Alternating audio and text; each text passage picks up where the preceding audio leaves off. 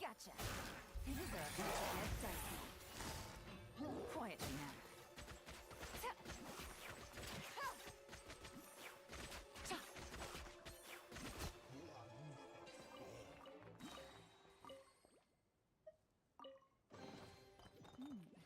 Easy money.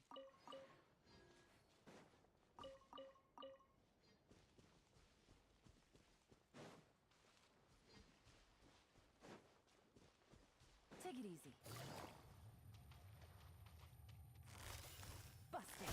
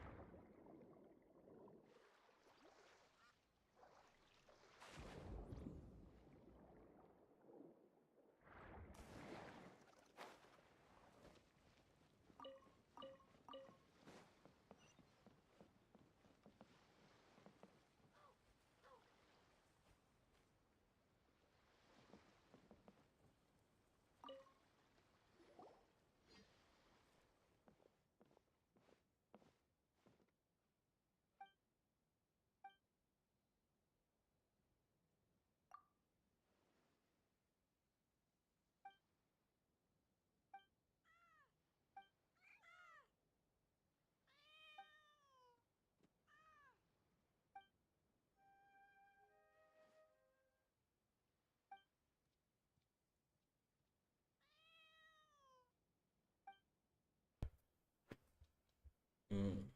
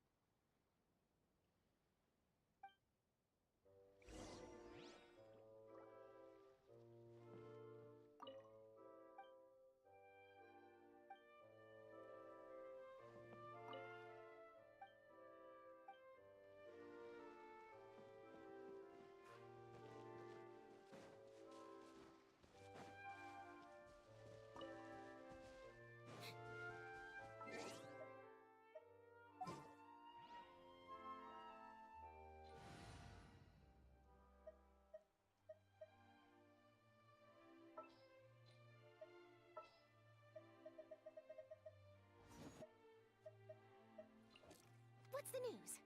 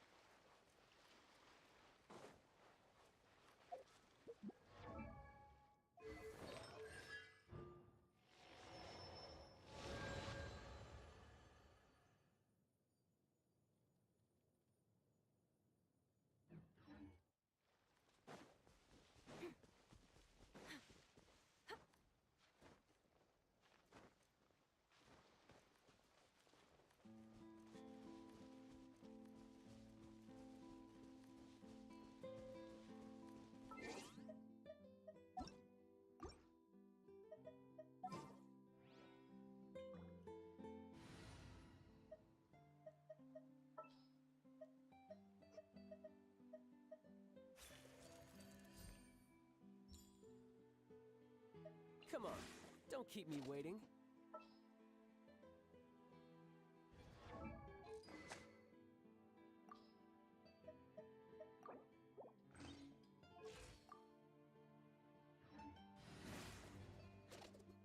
Hold that pose!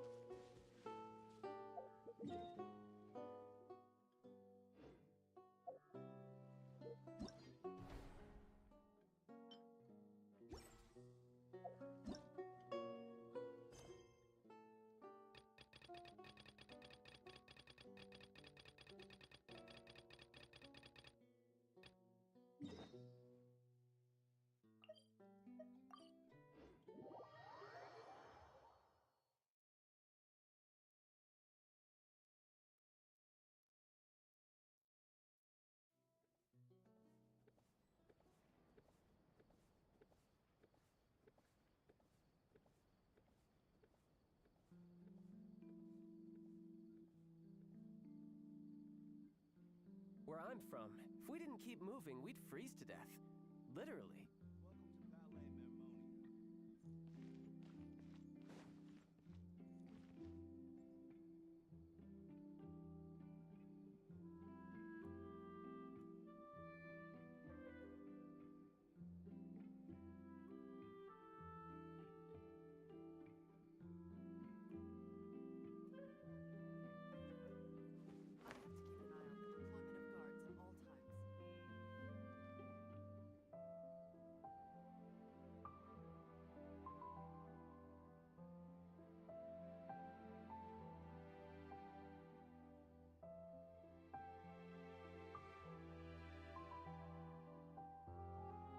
I wonder what the rest of the Harbingers are up to.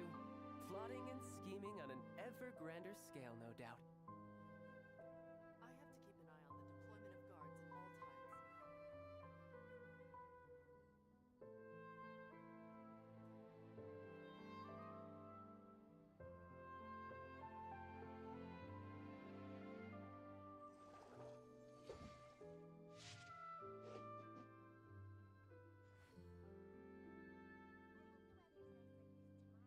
I have to keep an eye on the deployment of guards at all times. I have to keep an eye on the deployment of guards at all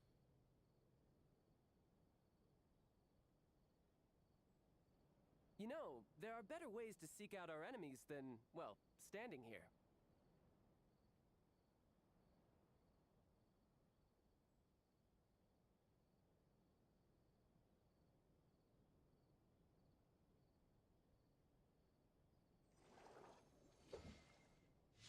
I have to keep an eye on the deployment of guards at all times.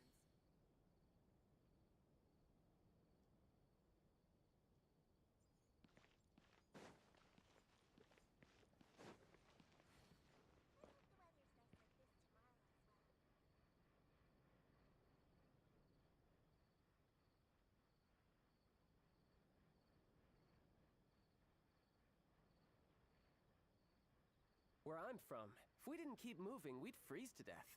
Literally.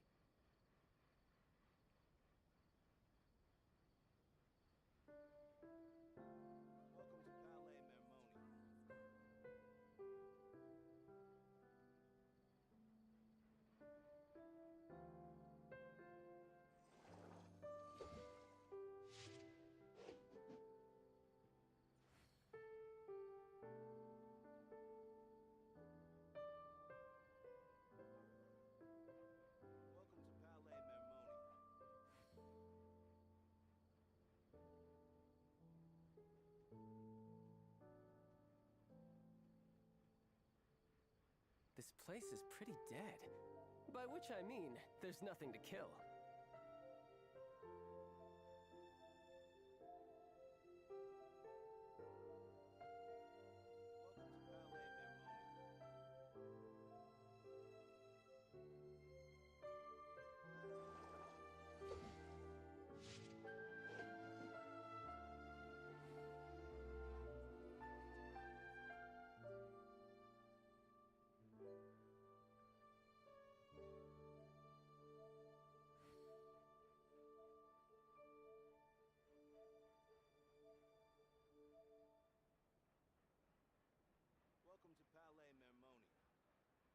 You know, there are better ways to seek out our enemies than, well, standing here.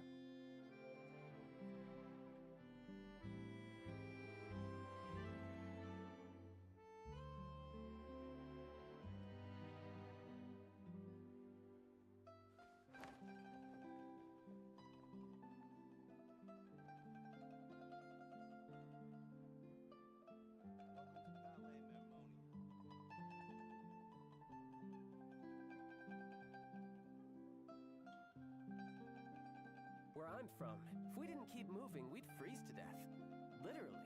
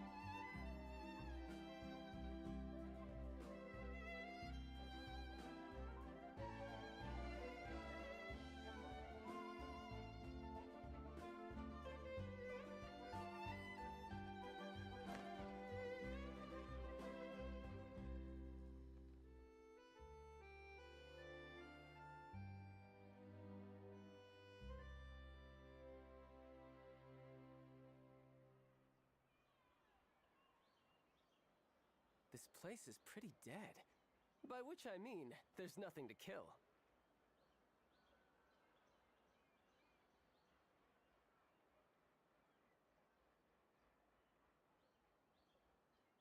Welcome to Palais Mermoni. I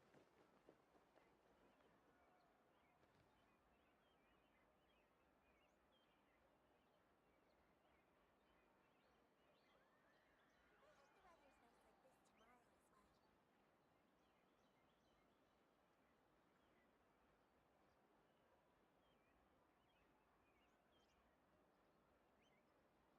I wonder what the rest of the Harbingers are up to. Plotting and scheming on an ever grander scale, no doubt.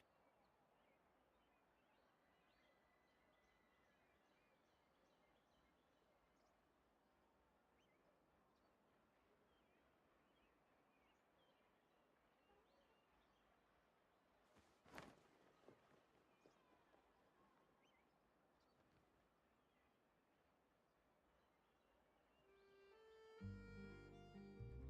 Palais Mermoni.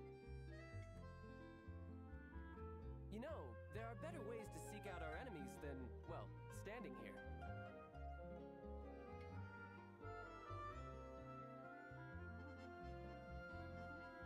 Welcome to Palais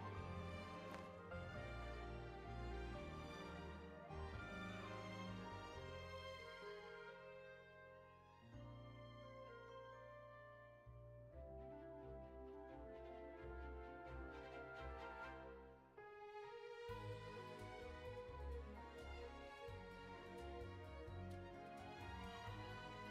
Where I'm from, if we didn't keep moving, we'd freeze to death. Literally.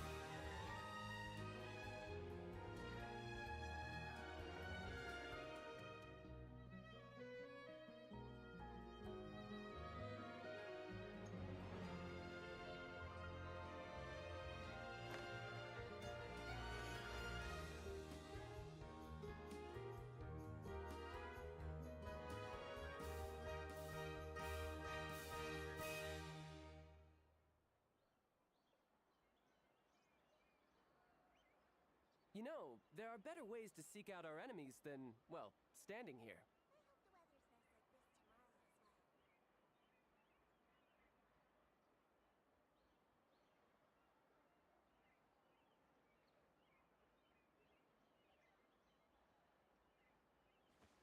the weather's nice like this tomorrow as well. Welcome to Palais Mermoni.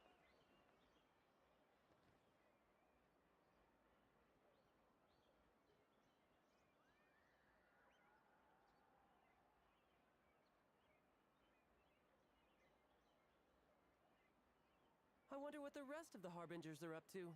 Plotting and scheming on an ever grander scale, no doubt.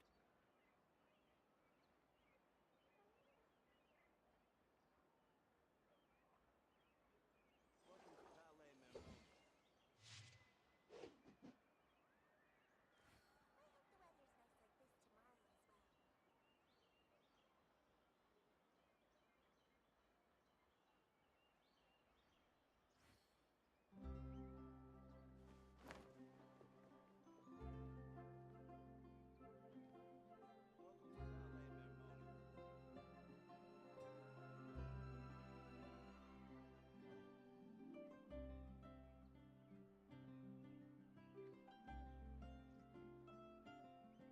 Where I'm from, if we didn't keep moving, we'd freeze to death.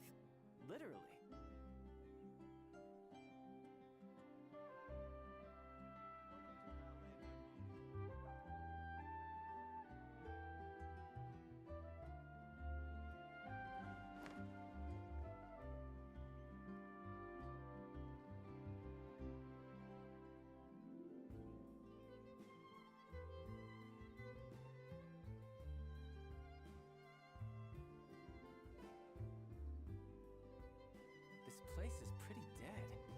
By which I mean, there's nothing to kill.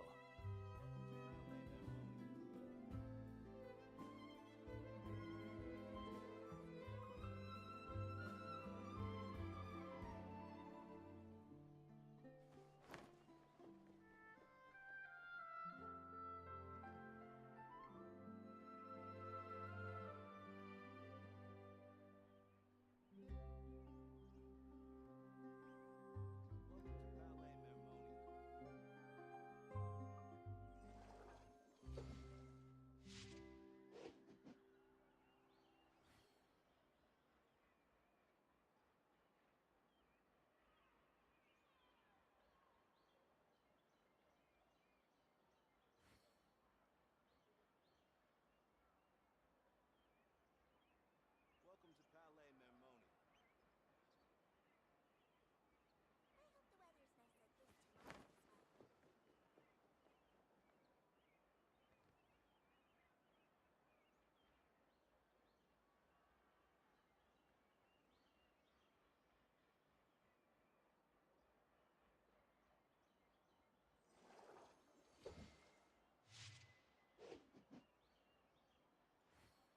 Welcome to Ballet Mermoni. I hope the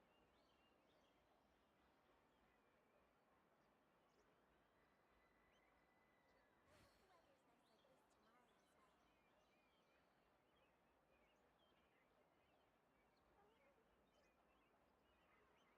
Where I'm from, if we didn't keep moving, we'd freeze to death.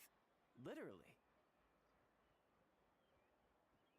Welcome to Ballet Mermoni.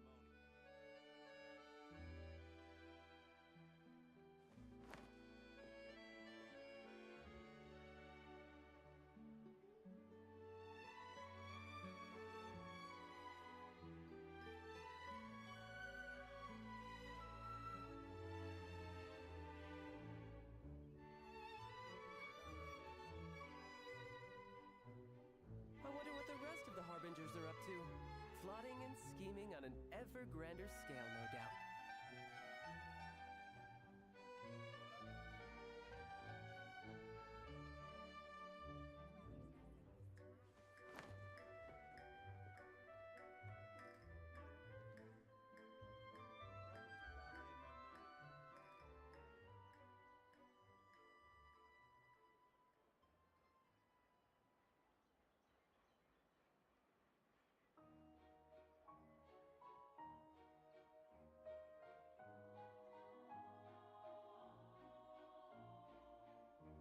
You know, there are better ways to seek out our enemies than, well, standing here.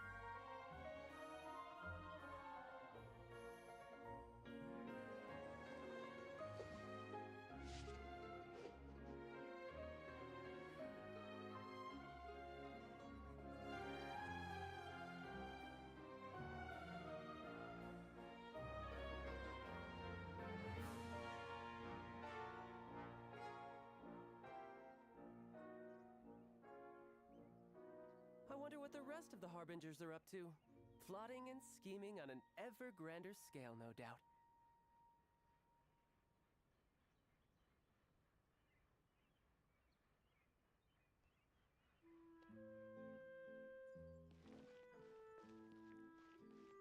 No time to lose.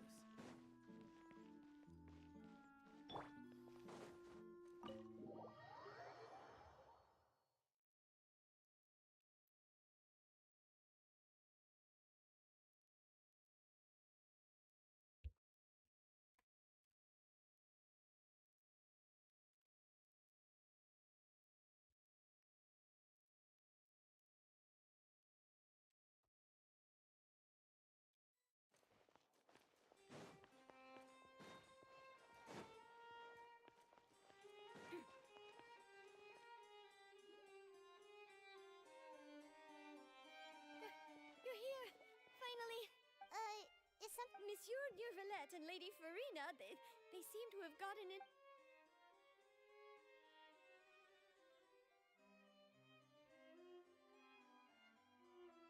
Like I said, I've already explained everything. And yet the problem has not been properly solved. There is little space for excuses between us. It is not my intention to offend you, but please, tell me where you stand. You are the Hydro Archon Focalor, are you not? Look at this. This is a list of the victims from the recent Poisson incident.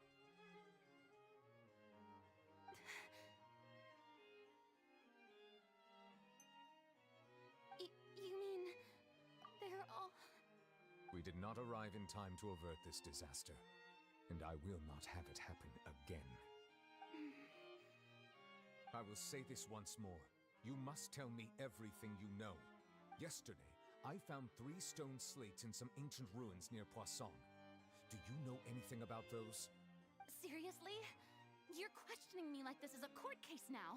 I don't know anything about that.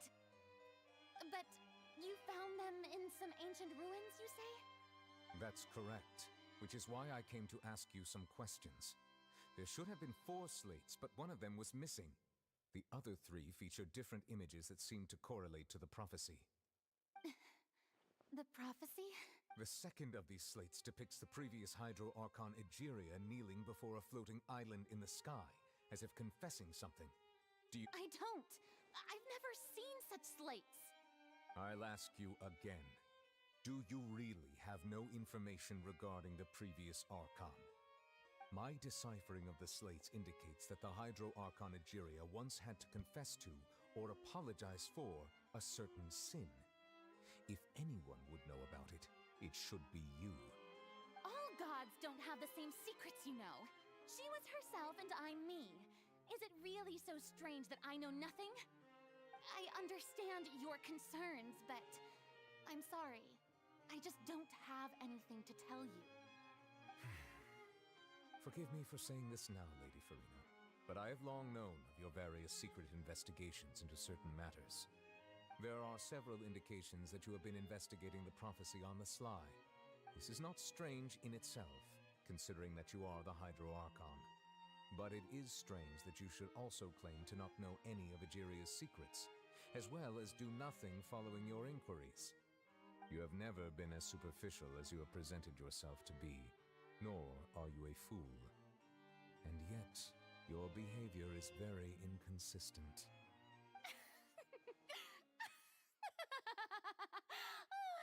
So you've been watching me all this time, have you? I didn't think you were that type. Well, since you know about my secret investigations, then you should know I'm actually working to take care of it.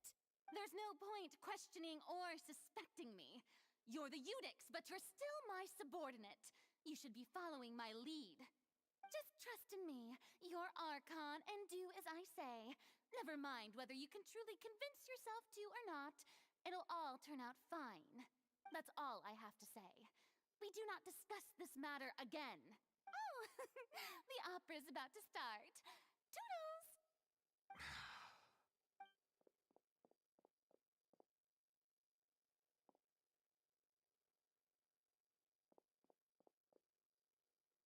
Did Farina not notice us standing by the door? Wonder what's up with her. She was smiling. Huh. She didn't seem in the mood to care if we were listening in or not. I assume you've been outside for a while. Oh, you noticed. Seems Farina didn't even realize we were here. She was in a great panic, though I cannot discern the reason. Our discussion reached impasses time and again, a state of affairs that we cannot allow to continue. Still, I do not understand. Dialogue is the basis for understanding, so why did she keep refusing to engage? Everyone in her inner circle has noticed that she is hiding some secret. The issue is her attitude. I fear that she will not reveal anything unless absolutely forced to. We may have to create a situation in which she will have no choice but to speak. Oh? Normally, people will only reveal the truth when standing trial. Perhaps we must have the Hydro Archon experience just such a scenario. But Farina's seen so many trials, and she's really good at dodging questions. How do we make sure that she won't just slip away at the first chance she gets? We will need to consider this thoroughly, join forces with various parties, and then do what we can. If at all possible, I would prefer to recuse myself from this affair, but we must prevent the prophecy from coming to pass. This may be cruel to her, but all Fontaine is in crisis. The information a god possesses is too precious, and so we must take a chance on this. But who will lend us their aid to do such a thing?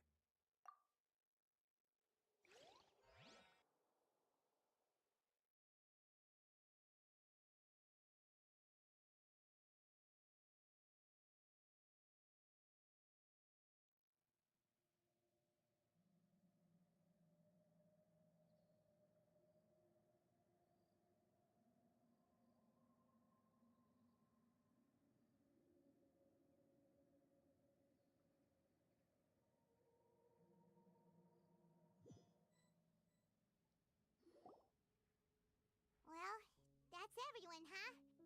Speaking of which, it was pretty smart of you to think of hiding here. Poisson was just involved in a disaster, so it's presently devoid of people. That naturally makes it the best choice. And here you are drinking tea like it's the most natural thing in the world, huh? That's what family should do. Sit and enjoy a leisurely time together. It's nice to enjoy tea here, you know? Care for a cup? Lend me your ears, everyone. Or perhaps one of you might like to start us off. How about you, friend? Me? No, I don't think I can. Then, how about you, good sir? I fear that I will cause the mood on this boat to become as somber as it is in court.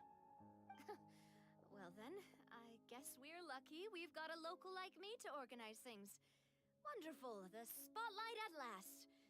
I guess I'll be facilitating things from here. That was a little long-winded, don't you think? Oh, you might be right. Anyway, to cut to the chase, our friend here, the Traveler, has brought us together to discuss something. As for what that is, well, let's start by saying that we'll be pooling our efforts together to create a series of traps. Oh, how intriguing. Well, it's just an expression, really. One that I just learned from Chlorand, and used on the spot. So, let's invite her to explain in detail. A round of applause, please. Huh? Didn't you say that you would be facilitating this? Oh, come now. Your work doesn't involve much public speaking, right? This is a good chance to practice. You might even pick up some fancy oratory tricks to impress your boss with in the future. I see. And what does my boss say? He is glad that you consider him your boss. Do go on.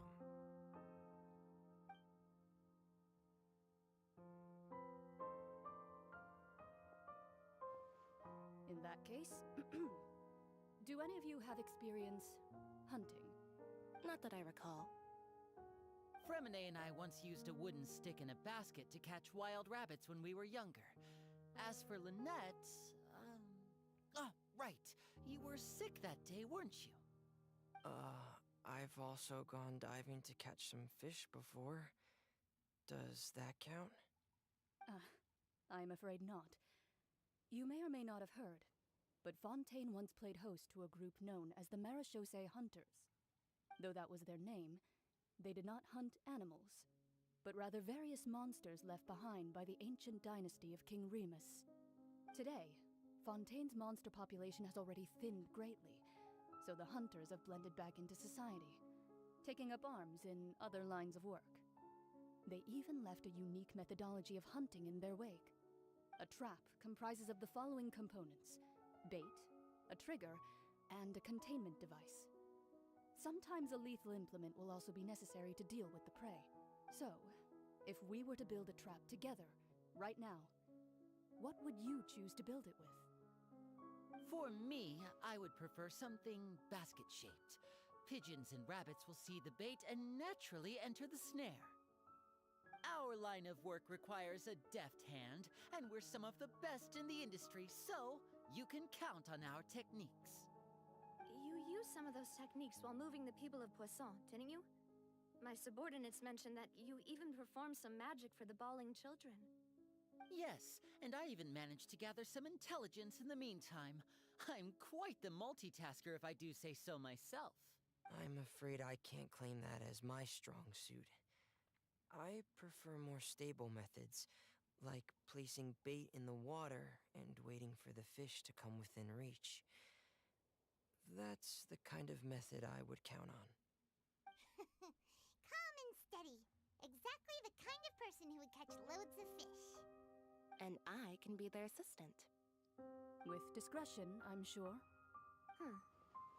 I'd probably use some sort of mechanical animal. Papa once bought me some small clockwork squirrels, mice, and such. When placed in the forest, they can attract others of their kind. I remember that you liked those too, didn't you? I did. And that would be a good way to go about it. If they're realistic enough, animals of the same kind will follow them all the way to the trap. What about you, Monsieur Neuvillette? I fear I do not have any related experience. That makes sense.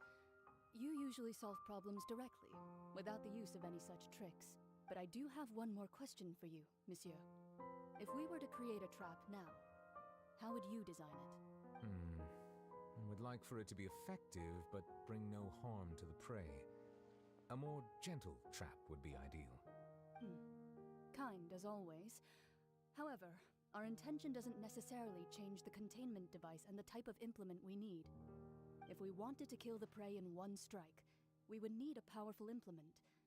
However, that also goes for prey that must be captured and safely contained. Wait, why's that? Only a hunter who's a true expert at subduing their prey can snare it without harming it. The line that divides life and death is often exceedingly thin. So are we going hunting together? We hadn't thought of seeing ourselves as hunters. If our means of capturing and dealing with our prey is to put them on trial, then the hunting metaphor is actually quite accurate. But we shall require much more courage than any hunter to judge a god, a being whose seat is an exalted throne. Oh, so that's what's going on. Sounds very interesting.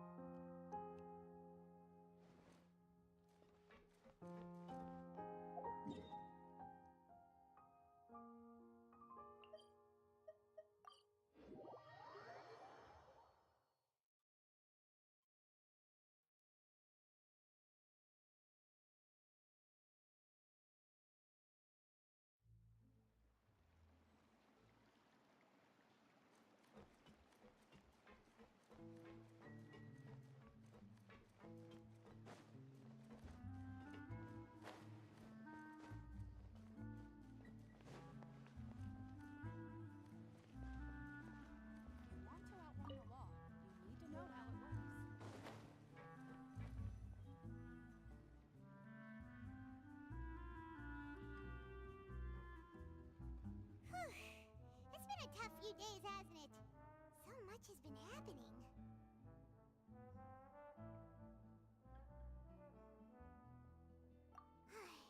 Paimon didn't think the meetings would go on for so long, but everyone seemed pretty fired up, huh?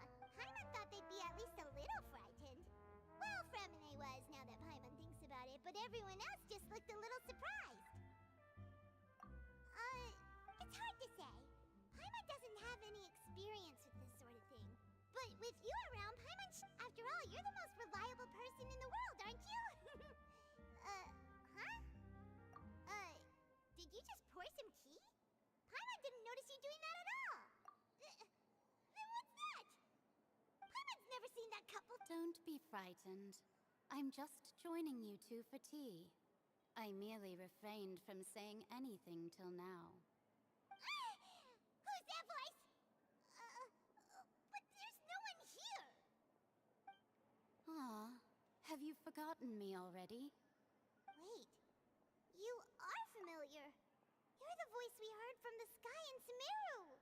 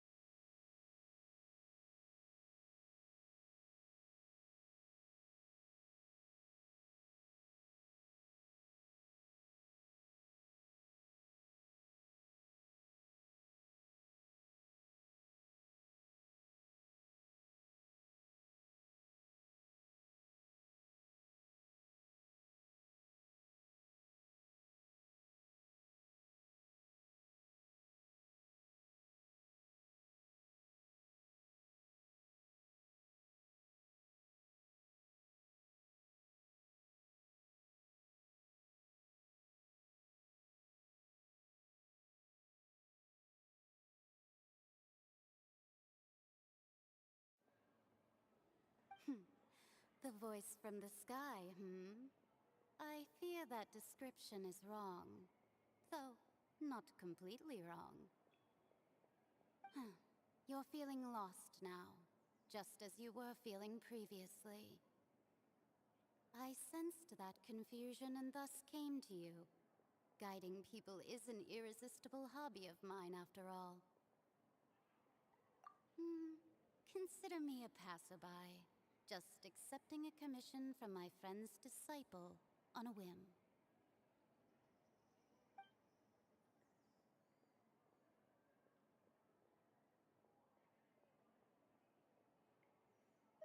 The prophecy. Yes, what has been prophesized will be fulfilled. You may view such things as the history of the future. What? Then is there any way we can stop it? I believe you have witnessed a failed attempt with your own eyes. Can everything in Tevat so easily be changed?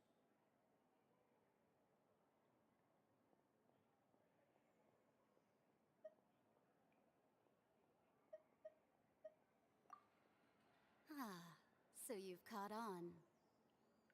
Just as prophecies are usually only the future as seen from the perspectives of the gods, could things be happening in hidden corners where the gods' gaze does not fall?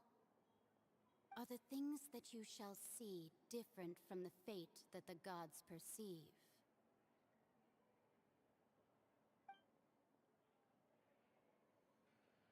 What is she talking about? It all sounds really impressive and important and stuff, but it also sounds kind of scary.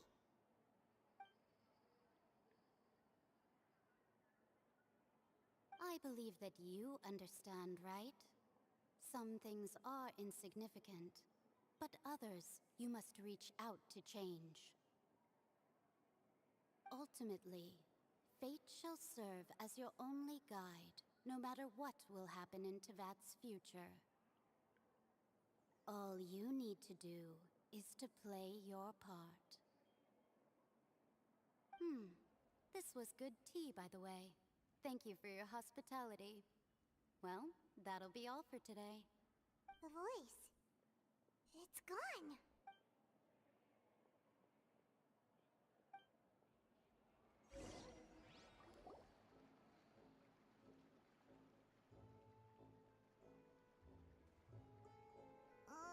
Alright, coming! Hey, it's you who's getting lazy, okay? Well, I see I've walked in on some lively banter. Luna! Fine, just fine. I went to take part in that Steambird panel. It turned out to be more interesting than I expected. Not all Fontainians are pessimistic about this. One journalist mentioned that sitting around and waiting for the end to come would be wrong, and that they should make their own rescue preparations. I agreed, so we had a brief chat with her. Did she have pink hair by any chance? Why, yes, it was Charlotte. I assume you've heard of her, no? That daredevil journalist? I'm in full support of her view. Prophecies are very important, but how can people allow their lives to be commandeered by just a few words? That's right! Paimon's glad to hear something sensible for once. Ah, yes. About what we had discussed before. I did try, but I'm afraid I couldn't reach the old hag. I'll try again tonight, but I wouldn't get your hopes up. Huh?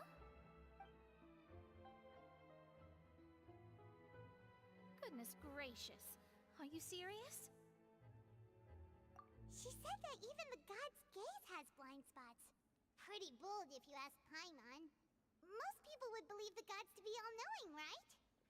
The Hexen Circle members are certainly anything but ordinary. As for the mage named N, the old hag has mentioned her a few times. She said that N's sense of direction is incredible, and that she loves guiding those who are lost. But I've never met her, and if she were still alive, she'd be...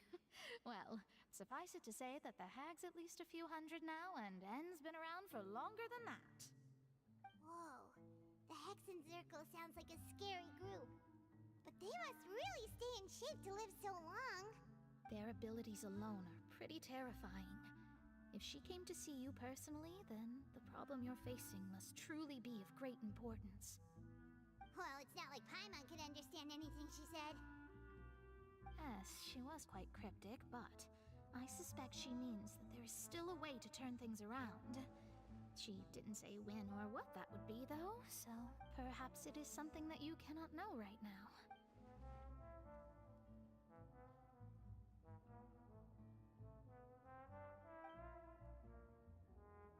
Traveler, Paimon, are you two all right? Oh, we're fine. We're just a little down right now. It kind of feels like the end is coming, you know? I see. I feel that same sense of desperation, too. I guess you could consider me someone who has often witnessed fate. So far as I have seen, it cannot be swayed. But even so, I still hope for and believe in miracles. Astrology is eternal and rational, but fate may not be. It is cruel, but it can also be beautiful. Perhaps that's what En was trying to tell you. Not to lose heart, and to believe that what you are seeing playing out before you is not yet set in stone. I did originally think of steering clear of all this, but I couldn't. Even if this is all futile, I still wish to help everyone. If we don't struggle to the last, then how can we face the end when it comes?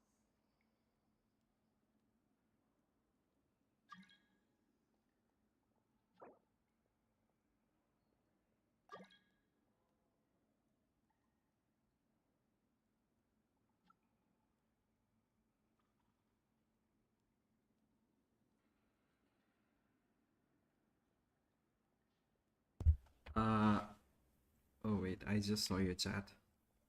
Yeah, actually, I didn't think anybody would be here, so it's quiet. Huh. You do have a point. There I go, talking about astrological principles again. Sorry about that. The moment I start talking about work-related stuff. I need to get going. It was worth trying to comfort you, even if only a little. I believe that you'll help those who are struggling in the same way I did.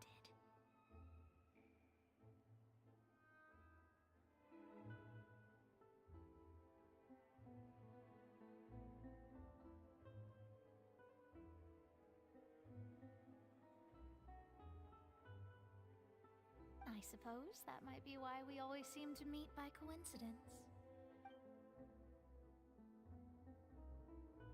Paimon feels kinda moved by what Mona said, but also kinda sad too.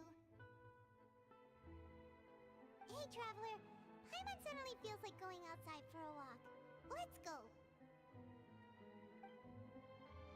Let's walk around the city, shall we? There's a few spots we always like to walk by.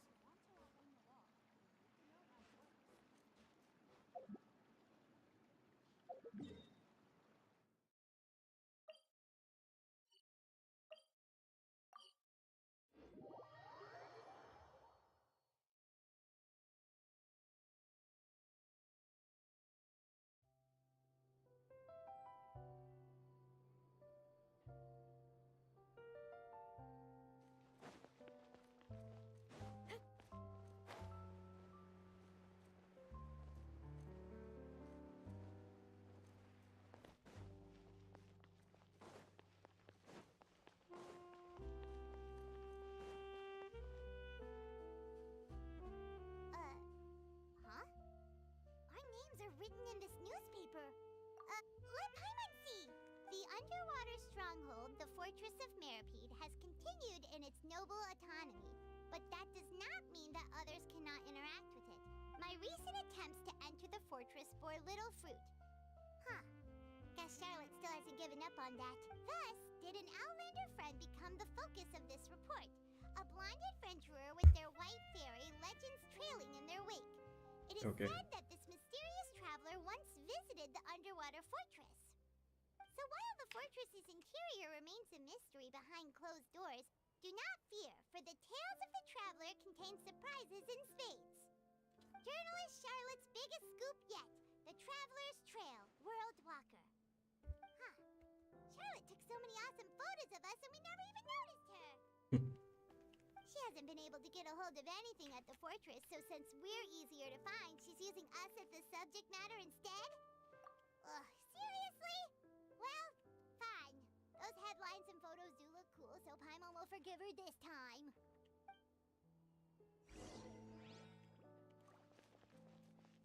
Smile!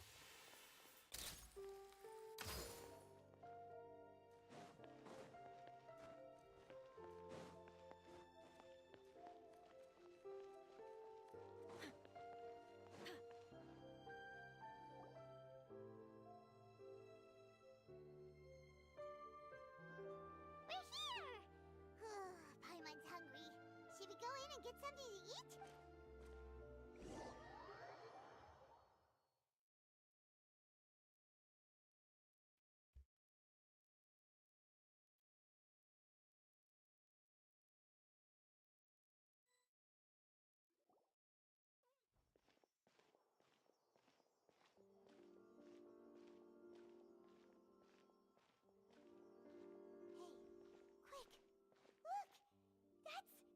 That's the limited edition, only 16 slices a day cake!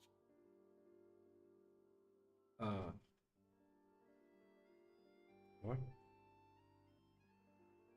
It was so delicious the last time we tried it, despite the tense situation we were in. Let's give it another go. I'm sure it'll be great. One slice of cake, please. Someone showed up after all. Oh, wait, you're the one from the Palais Mermonia. Oh, are you here to buy cake too? It seems Monsieur Nervalette was right. You really can eat. Wait, did he really say something like that. That's right. Even he has his own preferences when it comes to food. As for me, I love the cake and coffee here. Do you Okay, I'm come drinking here coffee. Usually every day. Not so sure how audible I am. Day? It's part of my daily schedule, apart from work. I shall have my cake and coffee. Then what if someone told you one day that this place would be closing soon, and you wouldn't get to eat cake here anymore? What would you think? But why would it close? Well, Paimon doesn't know either, but... Oh, the prophecy. To be honest, I haven't paid much attention to that. No, still, even if there'd be no more cake tomorrow, that wouldn't keep me from having some today. No, it's the same for eating in general. You might not be able to eat tomorrow, but if you can do so today, then you should carry on. That's what people call living, you know. That's very nice. Huh. Don't be sad. Excuse me, could I have 2 more slices of cake to go? These 2 slices are for you. Sijuin said that this kind of expression you're making is what humans call being sad. Oh, you know Sijuin? I sure do. She was born before me, and she sometimes comes to the surface to teach us things about humans. Moments. She said that humans are creatures that are saddened easily. Yes, and you can only lift their spirits by feeding them delicious food. So please try the cakes here. I've got something else to do, so I'll be going now. You two try to stay in a good mood after eating, all right? Bye. Bye-bye.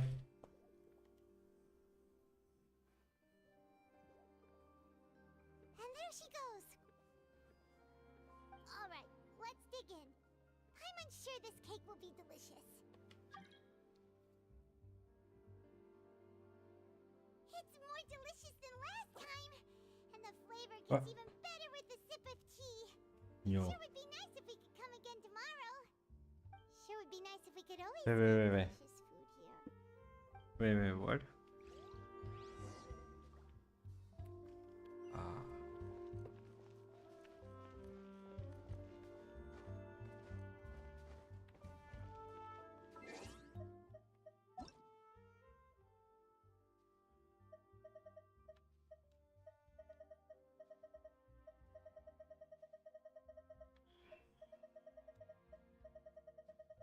Hey. Who was that? I'm sorry if somebody tried to join. I was in the middle of dialogue.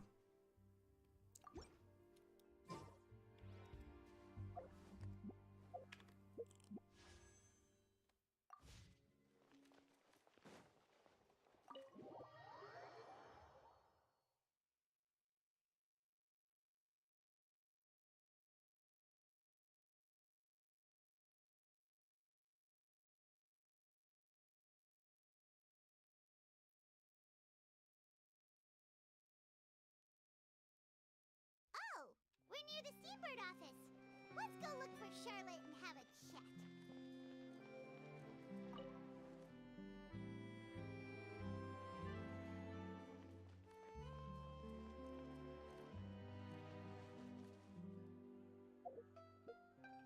Wait.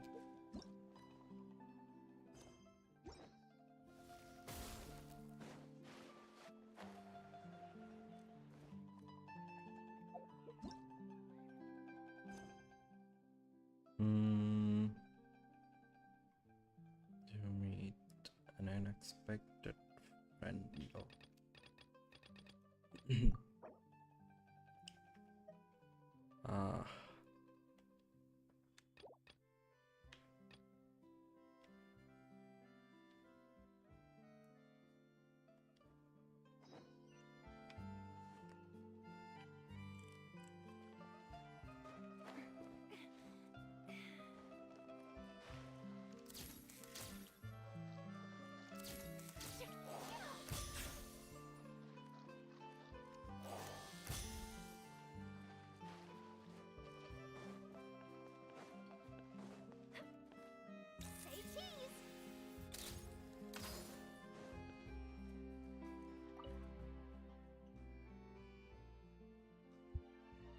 Yes.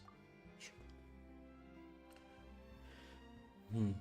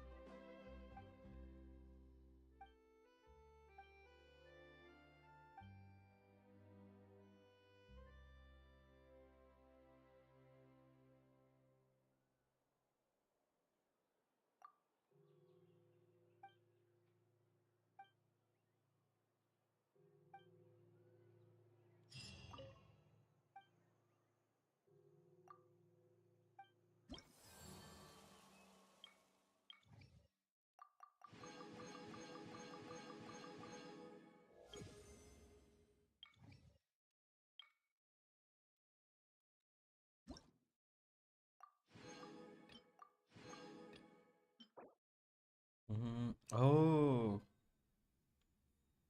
okay. That's nice. Do I need to keep it? Okay. Hmm.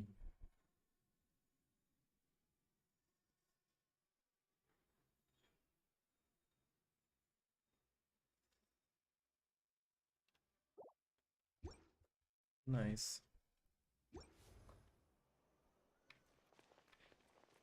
A good newspaper should be a light.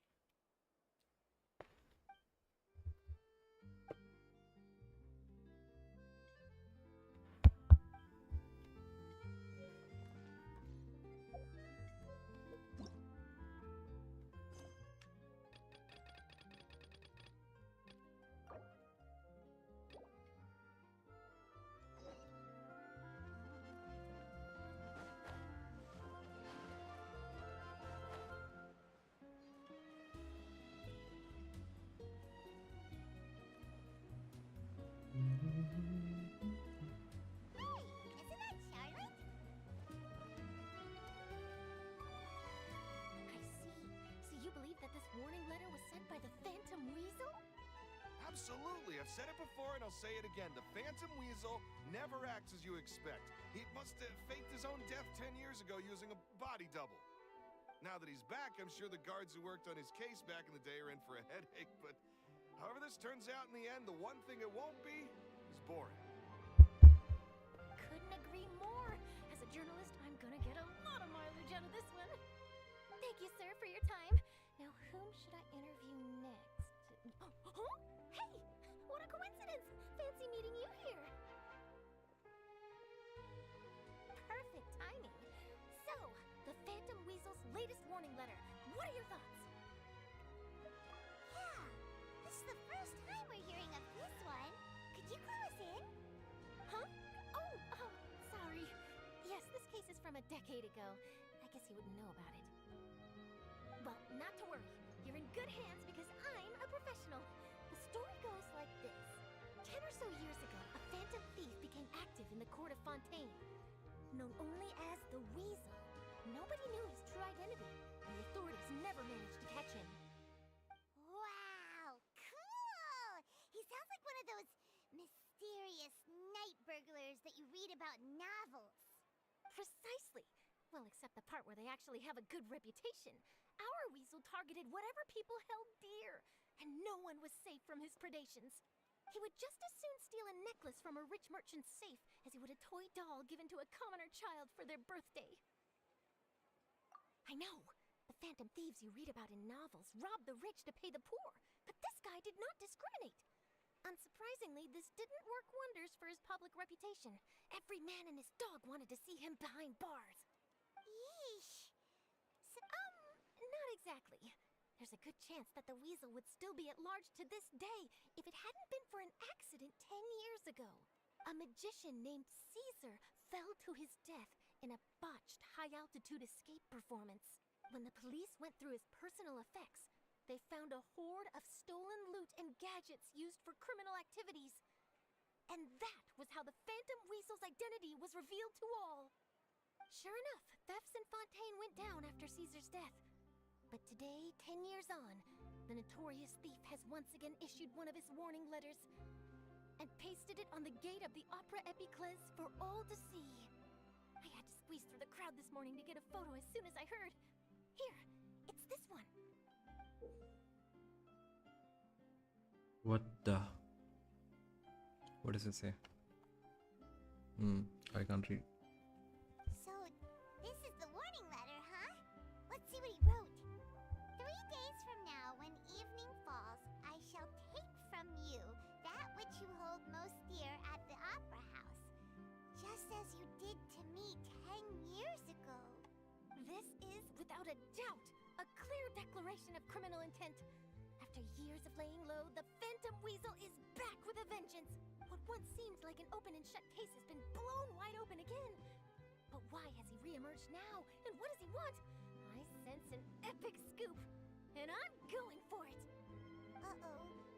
If this thief will steal anything that other people value, does that mean even we might be targeted? Really? Oh, let him try. In fact, Hyman's gonna eat all our snacks right now. Let's see what he can do about that. Okay, the people have spoken. It's clear that the public are very concerned about the Phantom Weasel's reappearance. Let's see, I've got a photo of the letter, my interview notes. Yep, that should be enough to form the skeleton of my article. It does feel like something exclusive. Who should I interview next?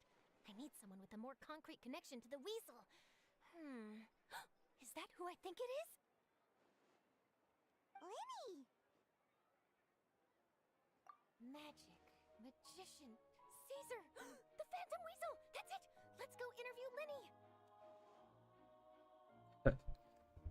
You see, the original Phantom Thief Caesar was a magician too! And what do Phantom Thieves and magicians have in common? They both have an air of mystery about them. Perhaps there's a connection there. Are you serious?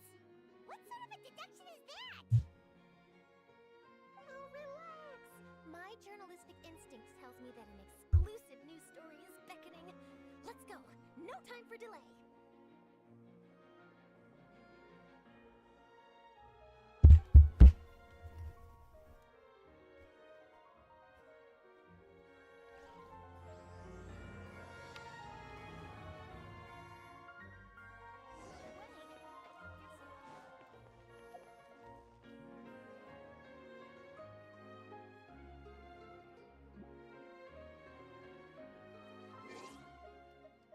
Just a second, let me change my sound settings.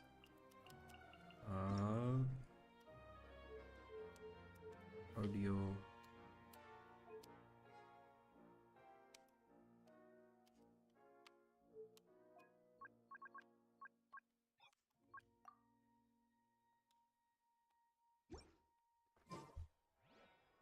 The Steambird is an excellent publication. They have many outstanding journalists, and the editor-in-chief is always open to new ideas. But most importantly, they pay their writers on time.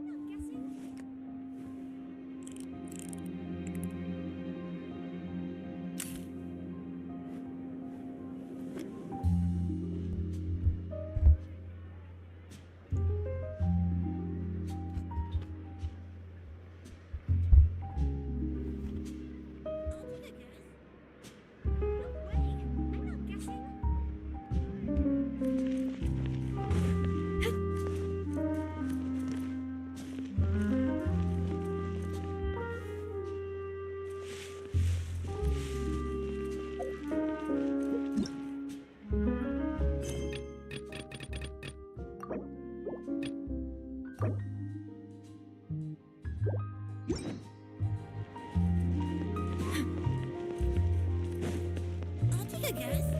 No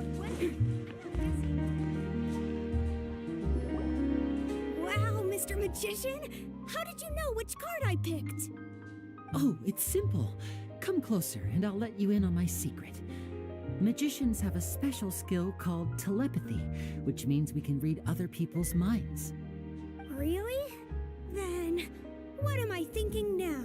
Well, first you need to relax, because I can see that you're clenching your fist in your mind, as if to say, no, I mustn't let him guess it. Aww. And now you're getting a little flustered. You're trying to find a way to empty your mind, to think of nothing at all. But the more you try to hide a secret, the easier it'll come out. You snuck out from home today, didn't you? You told your family a little lie so you could come out and play. Now, that's not a good habit. You can tell? Oh boy, you really can read my mind. Of course. Oh, and that's the end of my performance. You should really be heading home. Remember to apologize to your family, all right? They must be worried about you. All right, got it. Bye, Mr. Magician.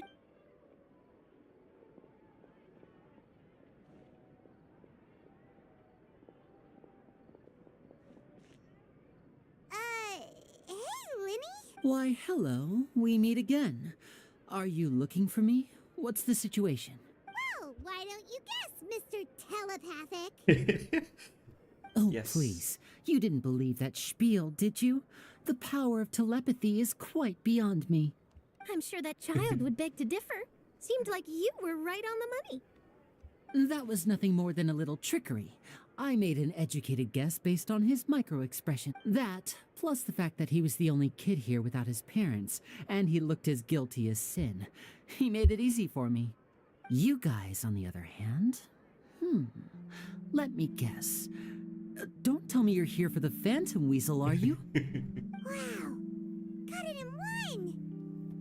Is this more of your trickery at work? Wait, really? No trickery this time. It was pure luck. His warning letter's been the talk of the town, so I figured that maybe you were asking around about that. Bingo! I plan on writing a column reporting on the latest news about the Phantom Weasel. So, Linny, what are your thoughts on this infamous thief's reappearance? To be honest, it makes me angry. Angry? Why? You read his letter, right? The Phantom Weasel claims he's planning something in 3 nights' time at the Opera House. That's the night I'll be performing there. Huh. What are the chances? Wait a minute, you don't think he's after you, do you? Well, if he is, then his warning is clearly a direct challenge to me personally. And if he's not, then it's still going to be a huge headache for me. The mere mention of the Weasel's name is enough to scare people off. So once the contents of that letter get out, barely anyone will be showing up to watch my show. But I've been preparing for this for a long time. I'm not about to let him ruin my big day. This leaves me with only one choice. I have to expose the Phantom Weasel's identity before the show begins. So everybody in Fontainee is being threatened by somebody else. That's something. Really? So what you're saying is, we might get to see a live duel between a famous magician and an infamous thief? Wow, this has exclusive written all over it. To be honest, I'm not sure if I'll emerge the victor. The Phantom Weasel is a notorious crook, infamous for his inscrutable methods. You're being far too modest, Linny. I think your magic tricks are even more inscrutable than those of a thief. Thanks for the compliment, though I have to say, I don't care much for the comparison. A lot of people liken magicians to thieves because we both have the ability to make things disappear without the person noticing. But there's an important difference that these people overlook. Allow me to demonstrate with a quick magic trick. Here, I have a flower, just an ordinary flower that was picked not long ago. Watch it carefully now. 3, 2, 1. It's gone! That's the question. Where did it go? Therein lies the difference between us. Thieves make precious things disappear, but only magicians make them reappear. If I could now invite you all to check your clothes, there might be a surprise in there somewhere. A surprise? Let me see!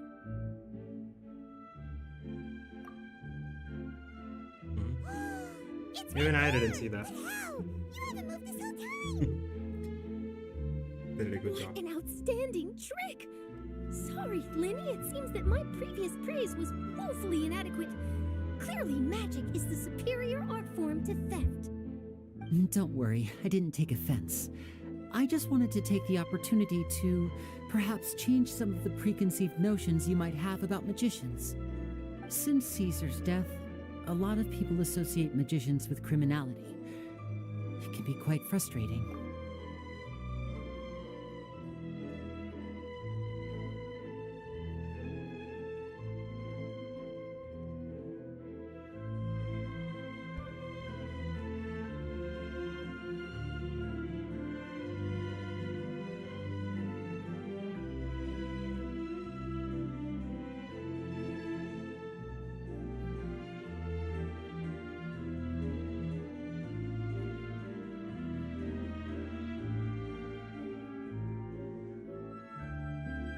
I can imagine. Coming back to your trick just now, might I presume that you are well versed in floral symbolism? For example, magicians often use rainbow roses in their flower-related performances to represent passion and romantic encounters. But you used a Lumidu spell, which, if I'm not mistaken, allude to separations. I'm curious to know if there was any deeper meaning behind this choice. Impressive knowledge. It's no wonder you're such a successful journalist. But I'm afraid I don't know the first thing about floral symbolism. I'm just in the habit of using Lumidu spells in my magic. It sounds like something I should look into, though. I'll buy myself a copy of Fontaine's Floral Language Facts when I have some time. But it'll have to wait until this phantom weasel business is behind us. Well noted. In that case, this brings us to the end of our interview. I, for one, am looking forward to the final showdown between you and the thief. Please feel free to get in touch to update me on any further developments. Otherwise, I will of course see you at your show in 3 days' time, but let's hope the Phantom Weasel is caught by then. If there's nothing else, I'll be off. You've given me lots to work with here, and I've got no time to lose if I want to write that exclusive piece.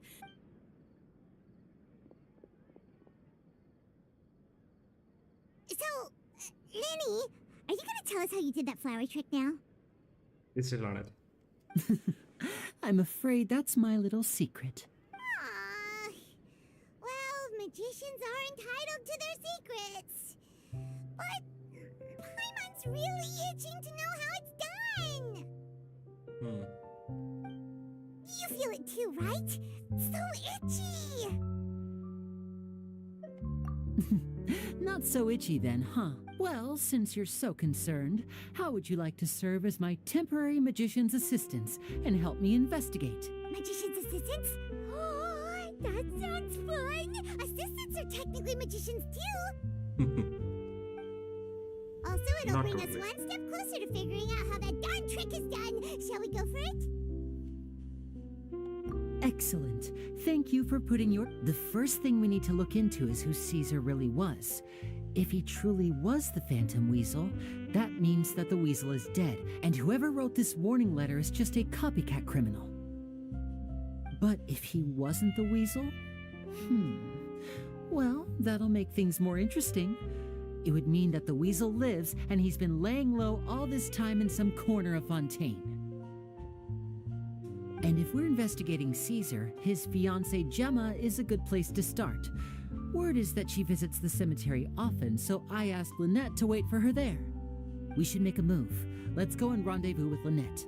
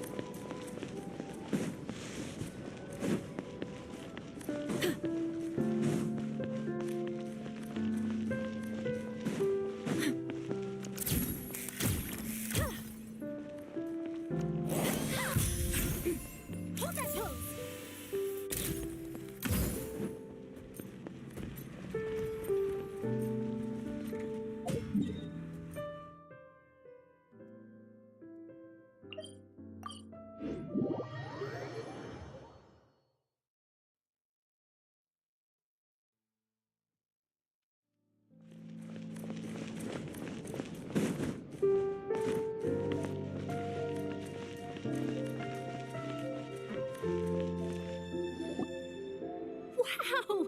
If it isn't the Traveler and Paimon! Oh, have you seen the article I wrote about you? Ha! You've got some nerve! You just used us to make some quick mora! Oh, you needn't worry about that.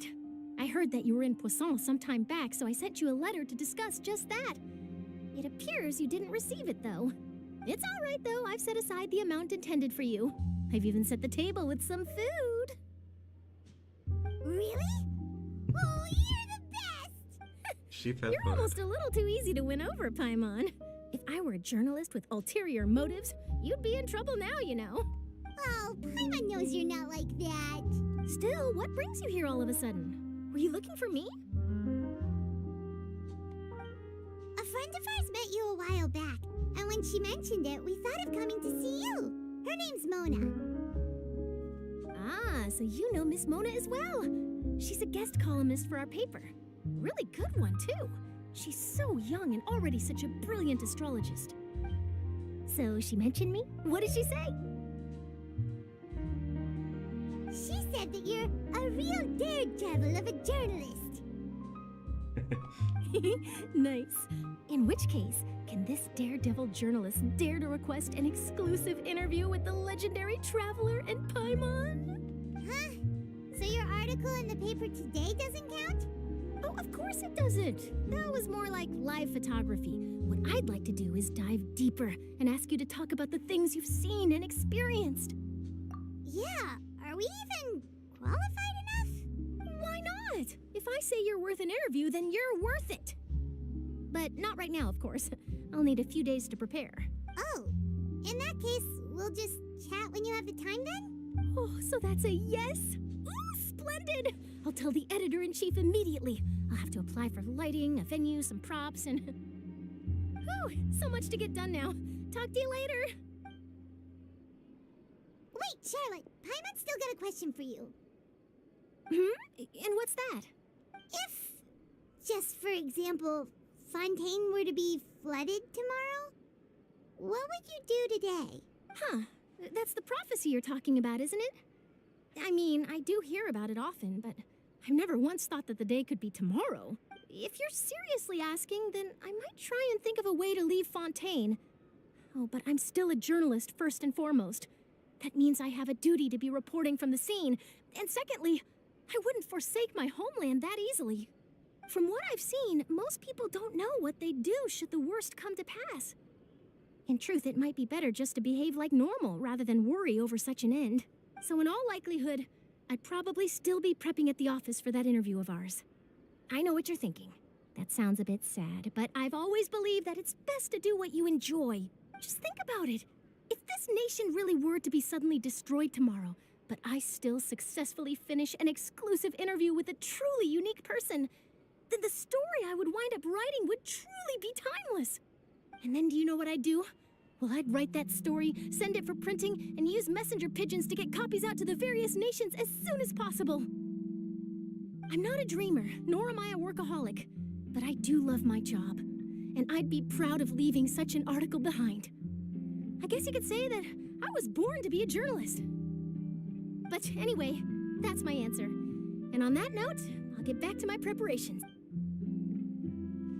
That's so nice.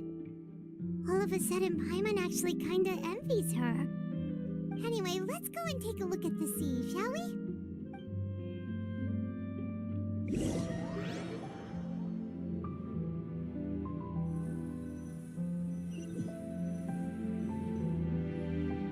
The sea breeze and scenery can be a pretty soothing combo, huh?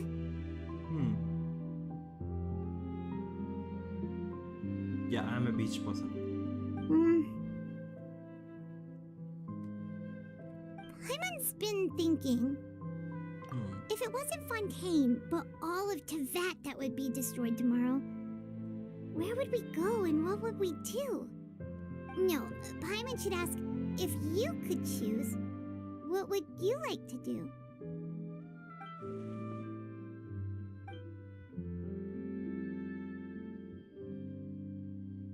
We've always been moving to the next destination, so we haven't spent much time thinking about these kinds of things. We didn't have to either, with us always being on the road and whatnot. You mean, still traveling?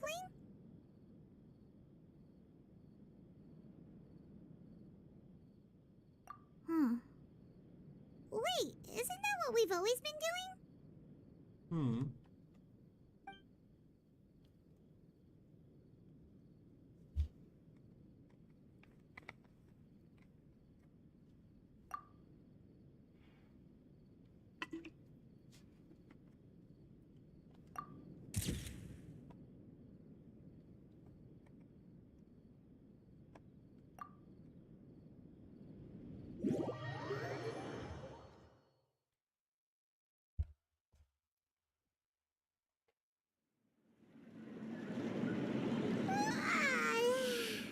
Feels like you'll grow mold if you stay here long enough.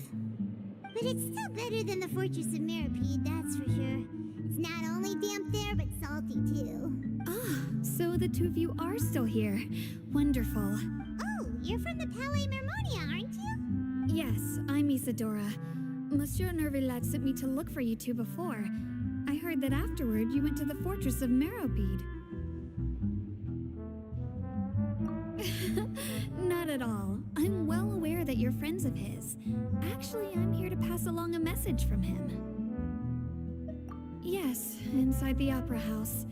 The Maréchaussée Phantom has declared the incident a small-scale riot. A riot? Well, that said, I don't personally think it was that serious. Lady Farina was watching a performance at the Opera House, and while she was resting during an intermission, some other audience members suddenly started harassing her, loudly accusing her of doing nothing about the prophecy. And before she could respond, others started to join in.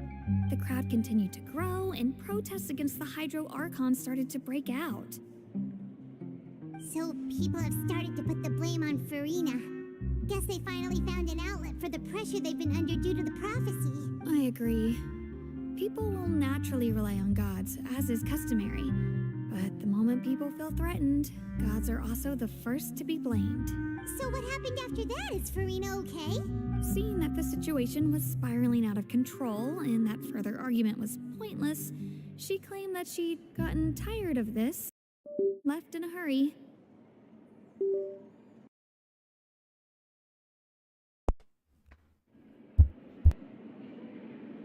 The Maréchaussée Phantom had their hands full maintaining order and did not catch where Lady Farina had gone. Only when things had stabilized did we realize that she had gone missing.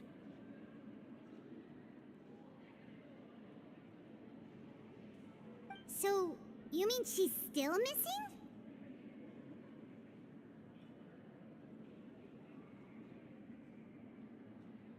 That's right.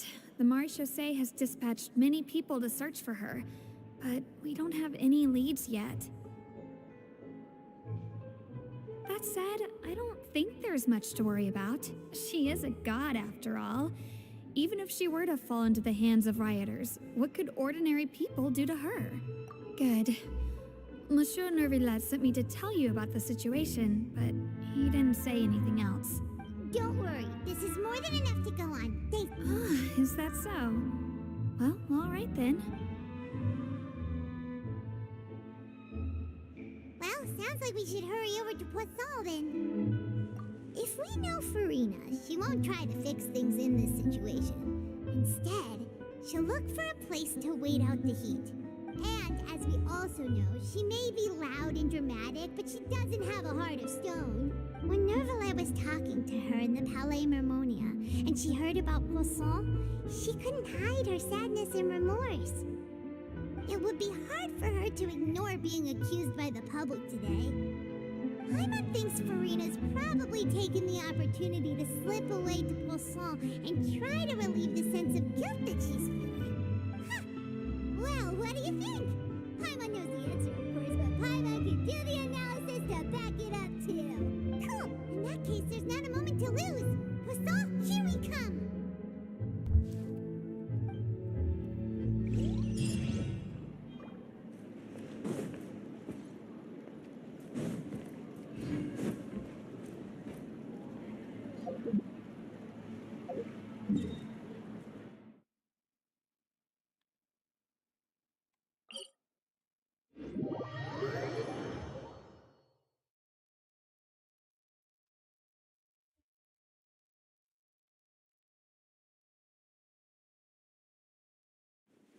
This place looks deserted.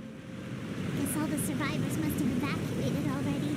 All that's left here are signs of devastation. Could Farina really be here? Let's try to find her as soon as possible.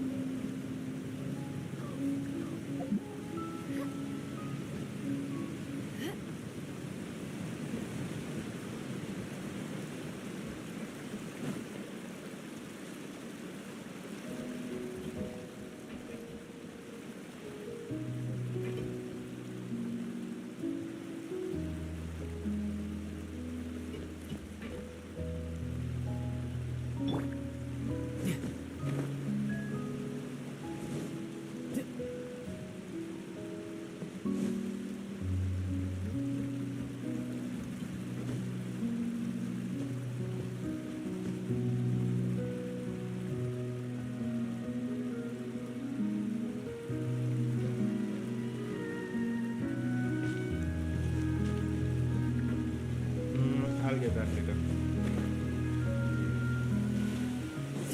I could get used to this.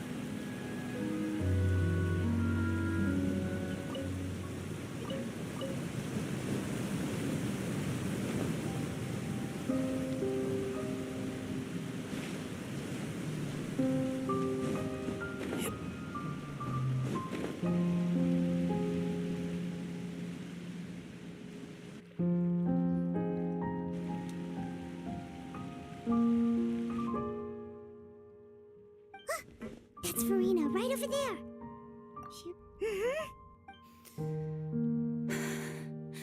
Should I just give up?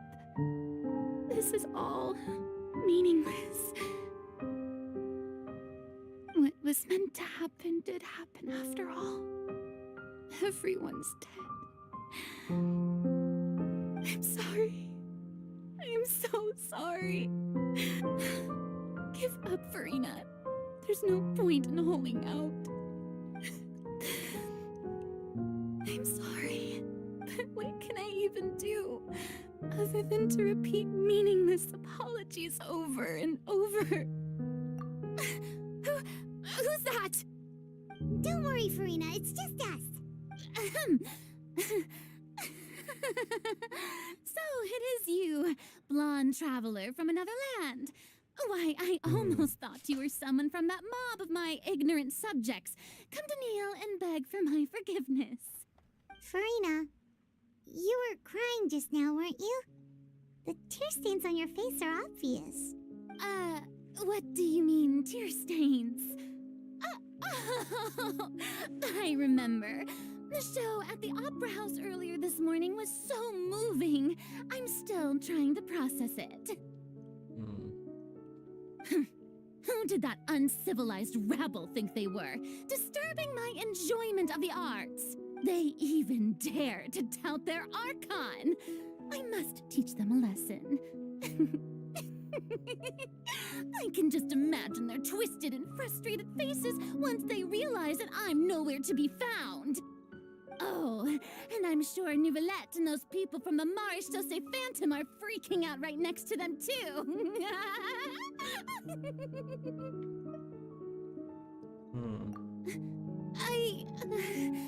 Of course not. Hey, there she is! The Hydro Archon's over there! Quick, after her!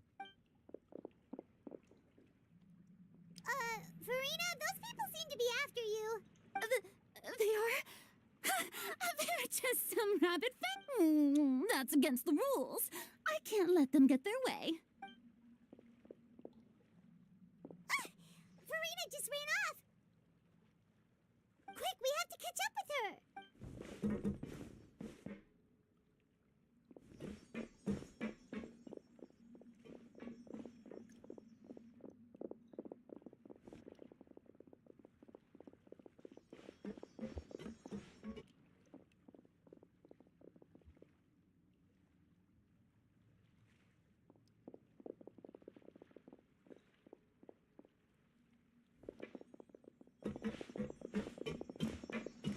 This should be the place, right? Hey, Farina! There's a good hiding spot over here. Quick, come. What is this place? Hurry, they're almost here. Fine. I I suppose haste is warranted. Lead the way. Hmm.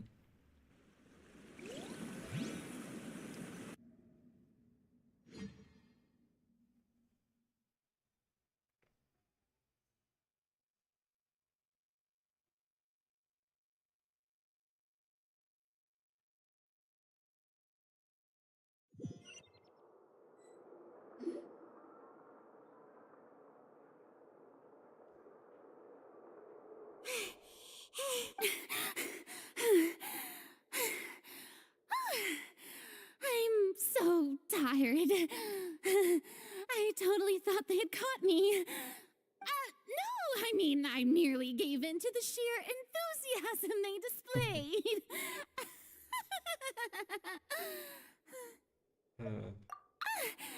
You were right. Yep, that's a good girl.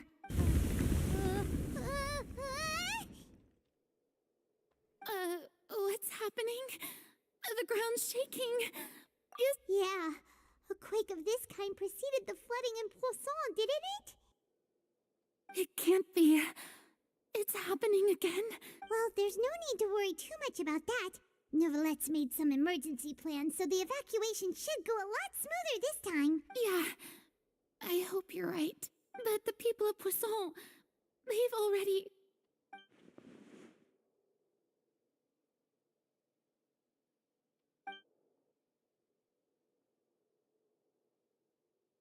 It's true. I've been investigating the prophecy for hundreds of years. I once had informants all over Tevat, searching for clues and feeding information back to me. I've tried all kinds of ways, too, to hold back the sea. Anything to keep the coastline from advancing. But all my efforts proved to be futile in the end. Really, the truth has been clear to me for a very long time. We cannot make an enemy of the divine. No matter what we do, the will of the heavenly principles will have its way, and the prophecy shall be fulfilled.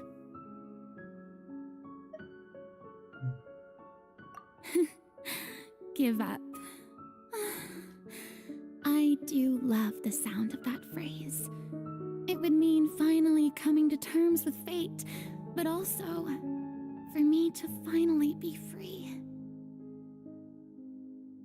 Indeed, I've thought about giving up so many times, especially after we almost lost Poisson.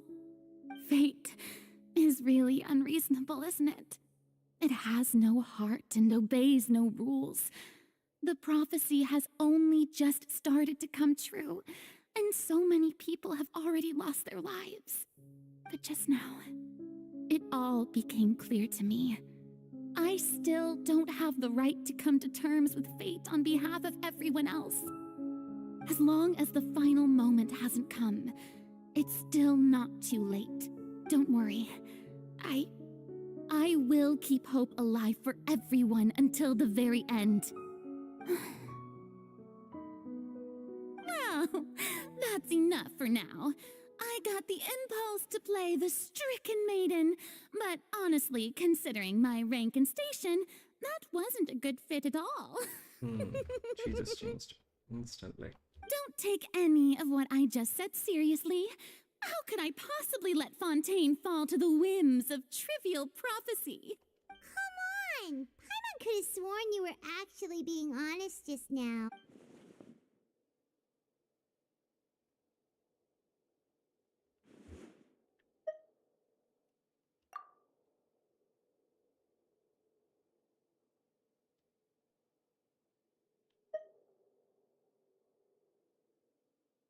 Share my burden.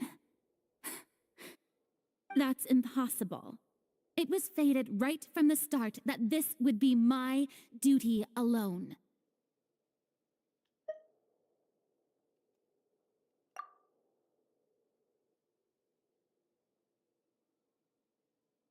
A witness. Yes, I've heard that you came to Tevat from beyond the stars, yes. In other words, you never belonged here. And if Tivat is, in its entirety, a show on a stage, then you're just a spectator, aren't you? If that's the case...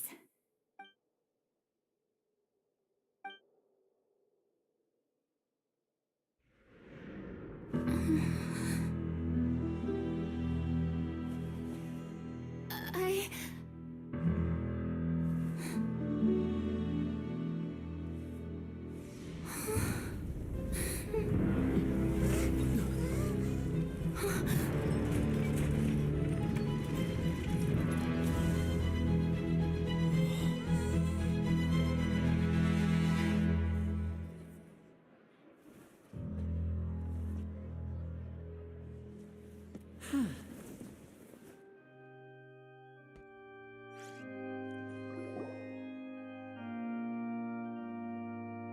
Ladies and gentlemen, this concludes my opening performance. Now, without further ado, we may proceed to the trial of our god.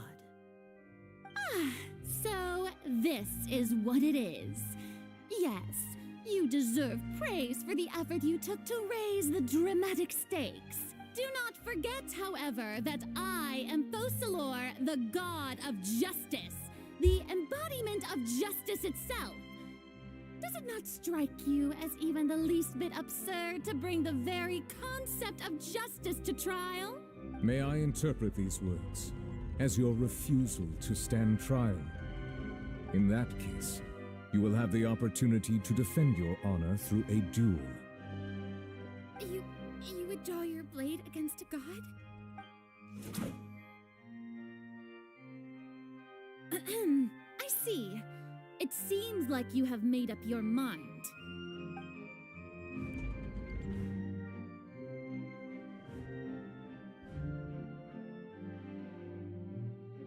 Paimon can't believe it. What the heck is going on? Did I just see an Archon surrender to a human? Wow, how utterly humiliating. Lady Farina, what is the meaning of this? It would seem that there has been a misunderstanding. To be clear, the raising of both hands is not always an indication of surrender. Looking for excuses again, huh? I raised my hands just now to indicate my acceptance of the trial. No duel shall be necessary. That was a trap. Okay. I will admit that I've been running away for a long time. I'm sorry, everyone. I was unable to protect the people of Poisson. It is my duty to stand trial for my crimes. You are not the only ones to be disappointed in me. I, too, am exceedingly disappointed in myself. But now, it is time for the Hydro Archon to show you her courage and resolve. I, Farina, will use this trial to show the world the true meaning of justice. This time, I will protect you. Applaud and rejoice. One of the most outrageous and fantastical arcs known to the opera epiclese is now unfolding before your eyes. Mark my words, this shall be one of the most exhilarating and brilliant shows ever to grace the stage of Fontainee. The trial of the Hydro Archon, Focalor, will now begin! Woohoo! Why does it feel like Farina just took over the whole thing? Like, come on! Didn't she just get forced? Also, even though she's still acting super dramatic, she is taking this seriously this time, right? All right, then. Who will be my opponent in this trial? The court asks the prosecutor to please take the stand. Is that so? Very well. Then please speak, witness of Tivat, my accuser and fated opponent.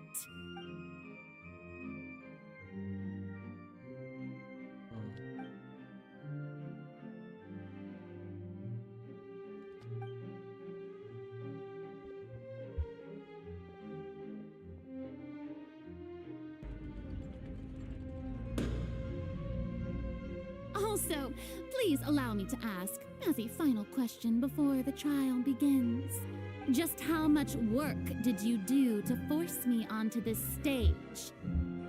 Well, we did do a lot of prep after the meeting that day. I can go over the tasks assigned to the Spina di Rosula, since they were rather straightforward and easy. Navia, the president of the Spina di Rosula. Most of the people who participated in the disturbance this morning were my subordinates.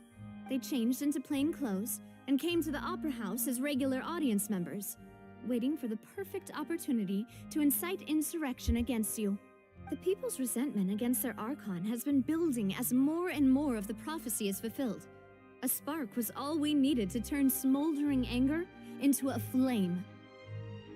Moreover, according to our understanding and analysis of you, when something like that occurred, you would likely flee the scene and head to Poisson by yourself. So, we arranged for a second group to lie in wait there. So, you mean the ones who scoured the settlement for me were also from the Spina? And their goal was to force you to step into the giant magic box so you may personally participate in the greatest magic performance in all of Fontainian history. That's right. That house was a magic box, rather than someone's residence. As the super ultimate version of the setup that I used when I first performed at the Opera Epiclese, the volume of the box was increased by a whole order of magnitude, and the distance it traversed was the entire gap between Poisson and Areneas.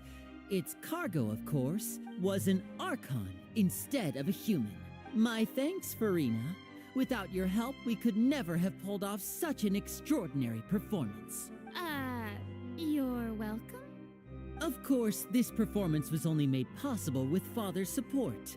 The House of the Hearth spent a massive amount of labor in Mora to pull this off. We had to select a location, construct the giant magic box, dig a tunnel, and open up a path through the water. It was a lot of work for all of us.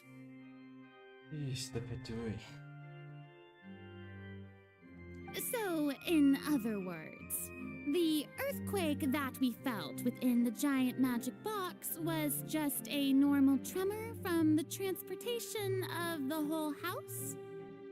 That's right. It wasn't a sign of another disaster to come.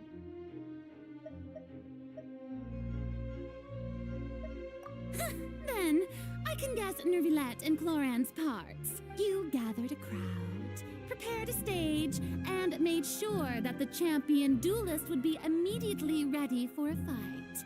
Also that as soon as I appeared on the stage, the trial may commence without a hitch.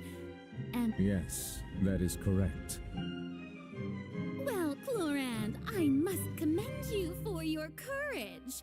Only the most outstanding champion duelist in all of Fontaine would accept a duel with an Archon without flinching. Thank you. As for you, traveler, I suppose your role was to keep me distracted with conversation once you found me in Poisson.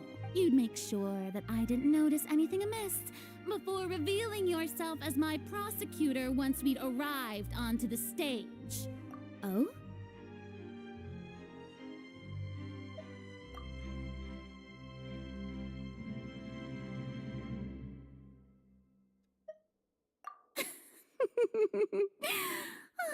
Is that so? Then I suppose I must have missed my final chance. It's fine. It matters not. What's done is done. The stage is already set, so there's no reason to disappoint the audience.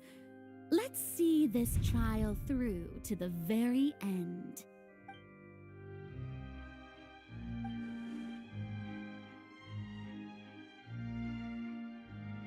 Sir Prosecutor, please allow me to pass this along. This is a document that Miss Charlotte applied for and received permission to share with you during the trial. According to her, it should speed up the proceedings. Huh? Charlotte wanted to give us something?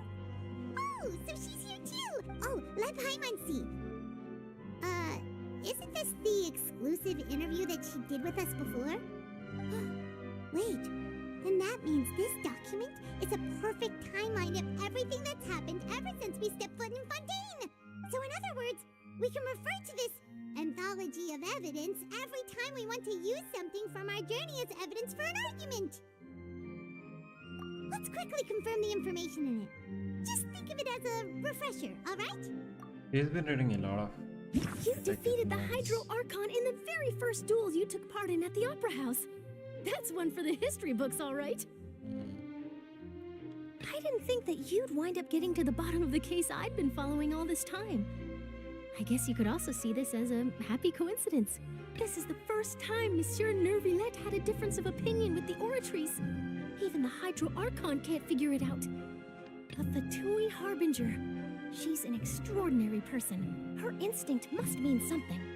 The fortress of Meripede was almost destroyed in a single day. That I didn't witness that scene personally will always be a source of professional regret, I think. According to Monsieur Neuvillette, both Child and that whale should have been in the primordial sea at that time. I nearly lost my awesome friend Navia. To be honest, that still gives me shivers. The words of someone as extraordinary as a witch can probably only be truly understood when something surreal happens to you.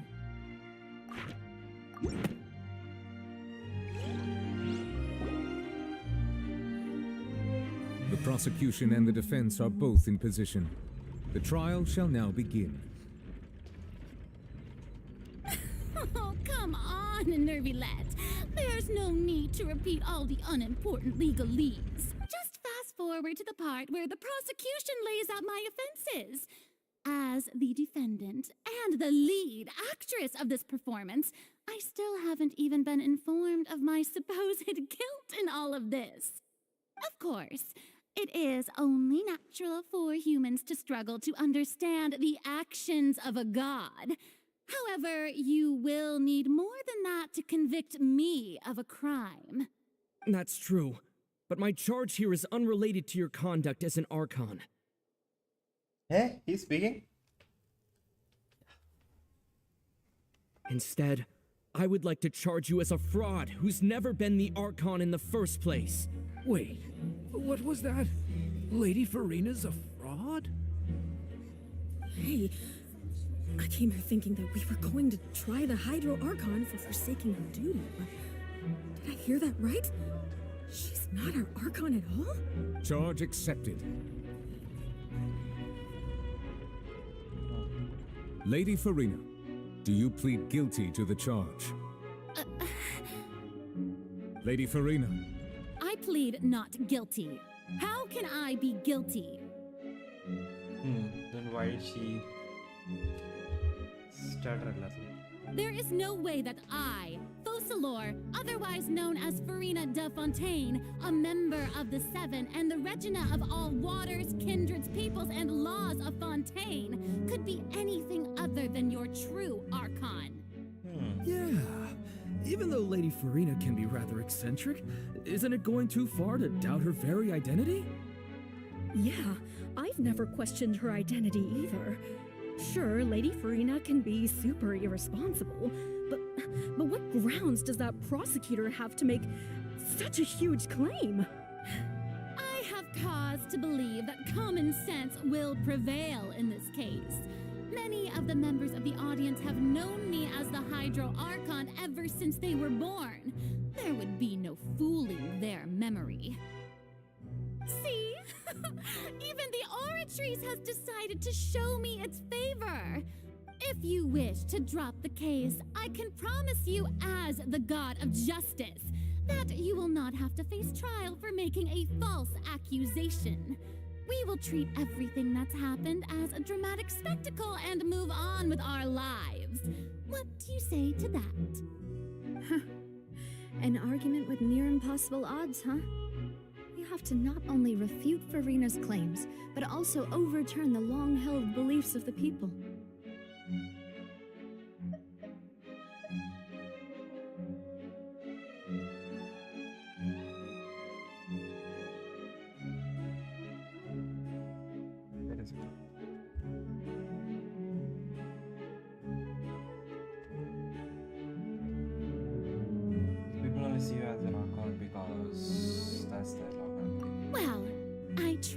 to give you the chance to surrender.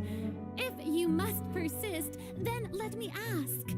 If you believe I'm not the Archon, then what manner of being do you think I am? And if I was not the Archon, then how did I manage to live for over 500 years?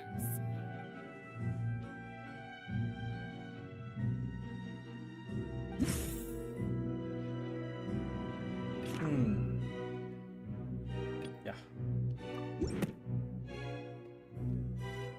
First of all, you may be a member of another long-lived race, which would allow you to naturally possess an extended lifespan. And second of all, even if that wasn't the case, there could be other ways to extend your life. Who gave you that idea? Was it the knave? You'd sink so low as to use a harbinger's words against me. A curse? I once thought it possible that the aura of an Archon might naturally resemble a type of curse. But in light of this claim, perhaps what I sensed was not your divinity, but a curse after all. You sensed it too, huh, Neverlet? It would just be a ghost human. Lady Farina is actually a human? Well, it is true that it's extremely difficult to tell humans and gods apart just by looking at them. It's not impossible.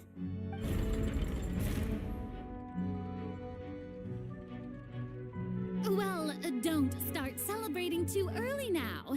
Even if I have been carrying a curse like you said, how does that prove that I am merely a human being? Besides, everyone knows that the main difference between a human and a god is the possession of authority.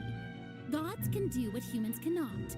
That's why they're worshipped as gods. For centuries, manifestations of my authority have served the nation of Fontainee. One need only to turn their eyes towards the Oratrice Mécanique d'Analyse Cardinal in this very opera house, or consider the endemitium that is used in every aspect of life.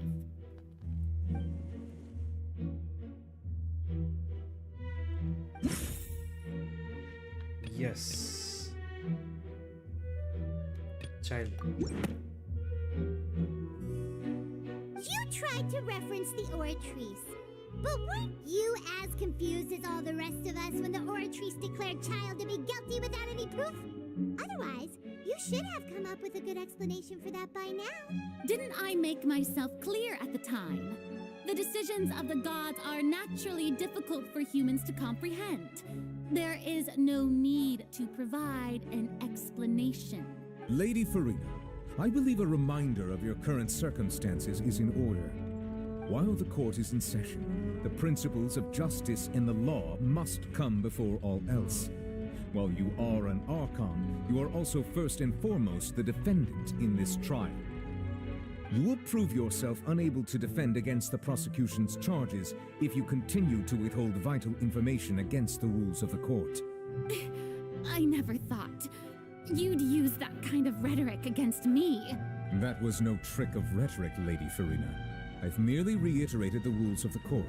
Rules that all should respect and follow. So, you neither knew why Child was declared guilty, nor did you understand the structure and operations of the Oratrice. Instead of having been created by you, the manifestations of authority you mentioned have been made by the real Hydro Archon, haven't they? The real Hydro Archon? Well, now you're really losing me. It is true that I did not know why the Oratrice gave out a guilty verdict that day. But the Oratrice handed out that verdict unilaterally, and it has been operating independently ever since it was first created. You can't argue that just because a divine creation is flawed, that the god behind it must also be no god at all. She's still throwing out all kinds of excuses. Seems like she's confident that we won't be able to produce proof that she has no power over the Oratrice. My power as an Archon. There are many ordinary citizens in the audience. How can I just carelessly demonstrate the formidable power of an Archon? If that poses a concern, I'm prepared to extend my protection to the audience. You don't need to go that far. I'm sure they're not going to smash the capabilities of a human with a vision. Yep. Aren't you the Hydro Archon? Or is it that you can't even wield the power of Hydro, much less the authority of a god?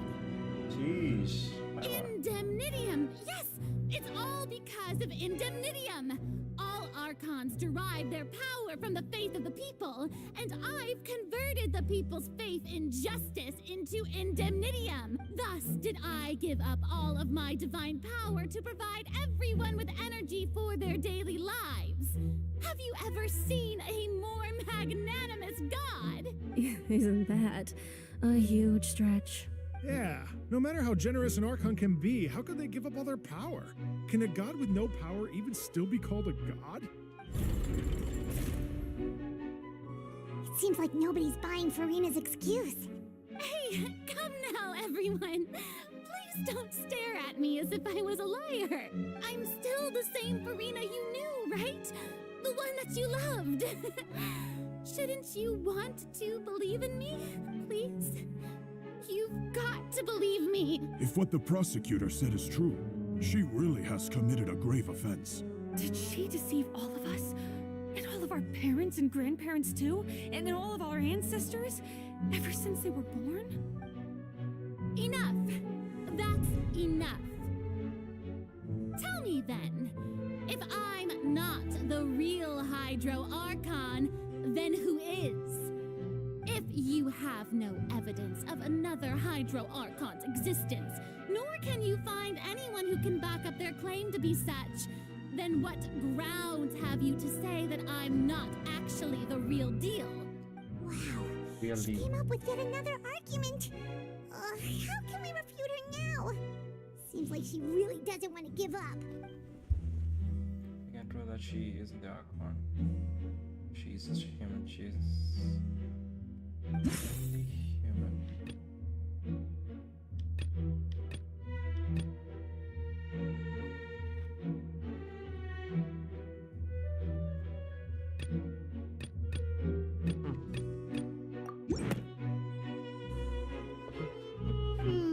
That doesn't sound right. Why?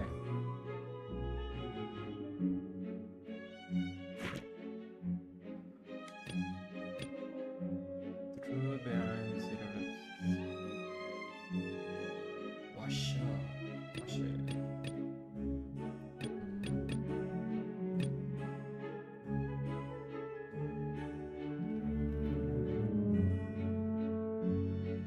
Protection of the dead man persons.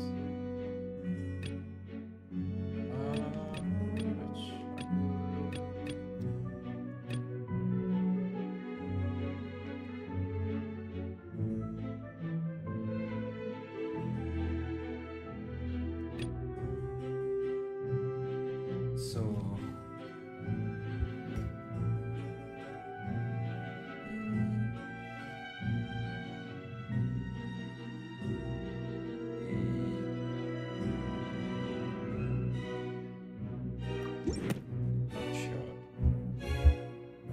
It has been established that all Fontainians can dissolve in water from the primordial sea.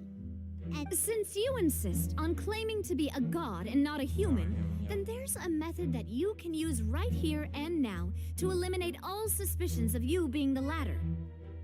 Miss Navia, please apply to serve as a temporary attorney for the prosecution before addressing the court. Though you act in partnership with the prosecutor, you must still adhere to proper procedure.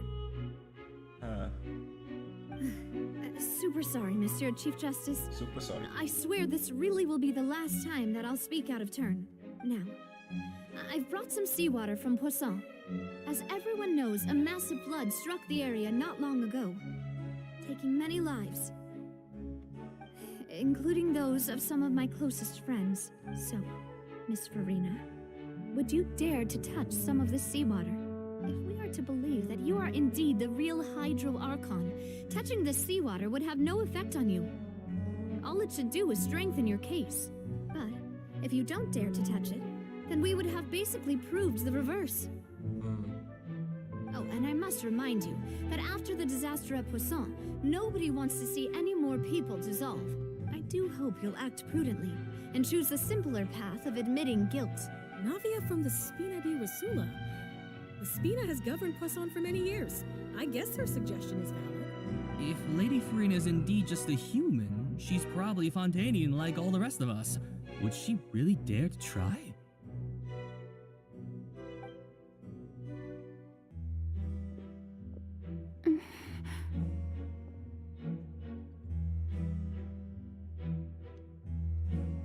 Lady Farina, this test has been unilaterally proposed by the prosecution.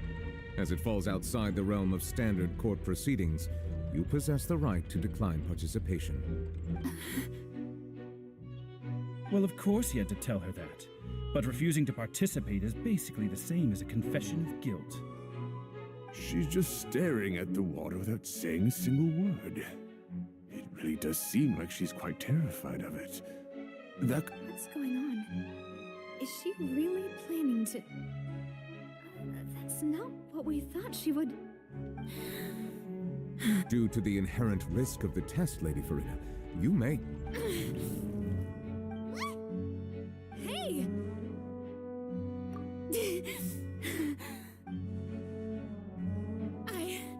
I'm fine! Look at me, everyone! My hand is still here! I haven't been dissolved! Will you believe me now? I really am your Archon! I'm nothing like a normal human who would fall apart as soon as they touch this water! Really? Was this not the most obvious thing in the world? Miss Siegewin? If you're present, Miss Siegewin, please come forward and attend to the defendant. Siegewin? Don't be nervous. It'll just take a few seconds. Let me see. That should be enough. Please announce the results of your evaluation to the court, Miss... As everyone doubtlessly saw, Miss Farina was displaying symptoms of hyperventilation and flushed skin. These indicate that she was experiencing the adverse effects of exposure to primordial seawater. The extent to which she was affected is the same as other humans when exposed to primordial seawater of a similar concentration. Thank you, Miss Siegewin. Lady Farina, you may return to the defendant's stand. Oh, wait. What did she just say? I didn't get dissolved. Shouldn't that be enough to prove my innocence? Well, considering your tendency to run from your problems, we did originally prepare a direct sample of the seawater around Poisson. This is going so good. I really like this. However, after extensive discussion, we exchanged it for a sample that is not concentrated enough to dissolve an actual human.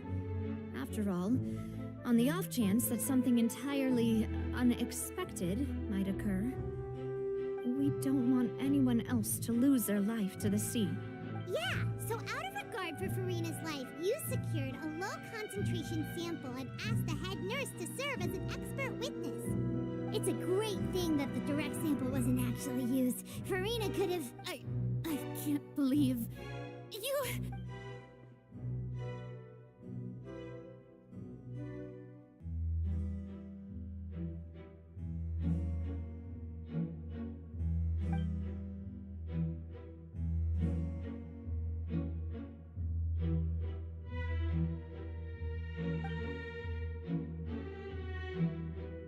Listen to me, everyone! Please don't give me such cold and disdainful looks! What happened just now didn't prove a single thing! Think about it! How can you conclusively prove that an Archon can't also be affected by the primordial seawater? Also, if I was really just a human, why would I dare to just put my hand in that kind of water?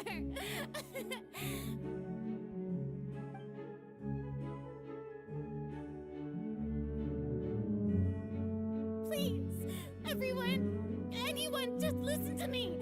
I swear, I really am your Archon.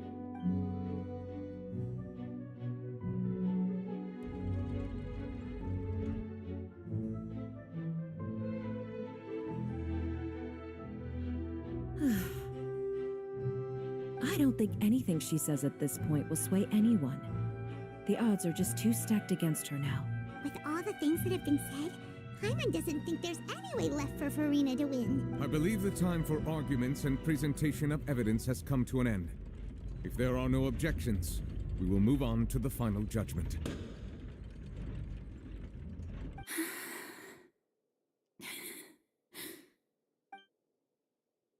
I don't think anything she says at this point will sway anyone. Just too stacked against her now.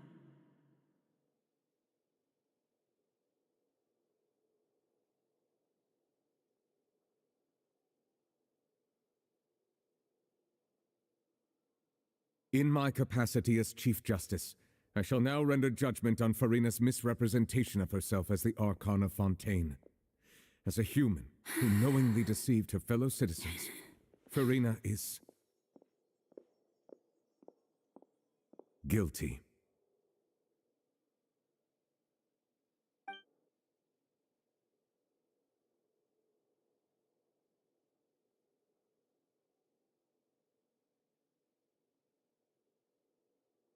We shall now turn to the Oratrice Mécanique d'Analyse Cardinale to render the final verdict on the charges.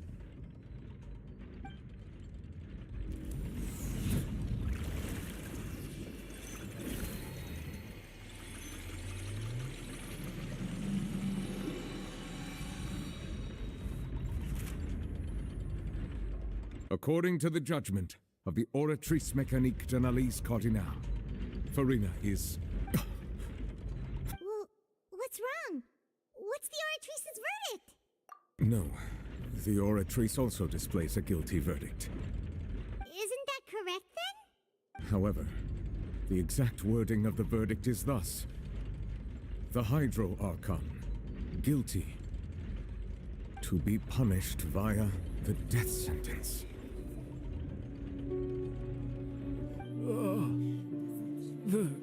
The death sentence?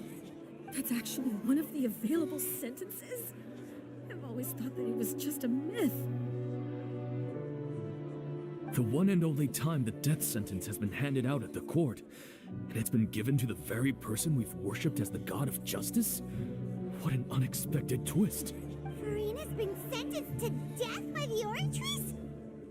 We just wanted to use the trial to show her the seriousness of things so she'd tell us the truth. How did things escalate this quickly? This outcome is indeed quite strange.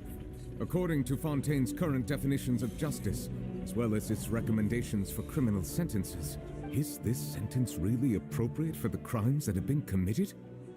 Yeah! Even Fauché wasn't sentenced to death by the Oratrice. You know, the real evil mastermind behind the serial disappearances case. Indeed. Not only is Farina's sentence overly excessive, the very point of our trial today was also to prove that Farina has never been the Hydro Archon in the first place. But now, the Oratrice seems to have deliberately invoked the title of the Hydro Archon. What?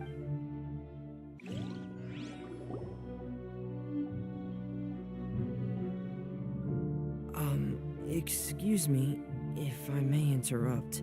Is the trial still going? Fontainee! Oh, you finally made it. I assume this... Mm-hmm. Any mission, Father, is... Is that the first prophecy slate? Huh. So the knave privately arranged for Fontainee to try and find the missing slate. I looked everywhere and finally found it at the bottom of the sea. It took me a long time to get around some dangerous stretches of water. But has the trial already concluded? Then... doesn't that mean I've come too late? Thank you for your hard work, Mr. Fontainee. Please allow me to review the record left on the slate.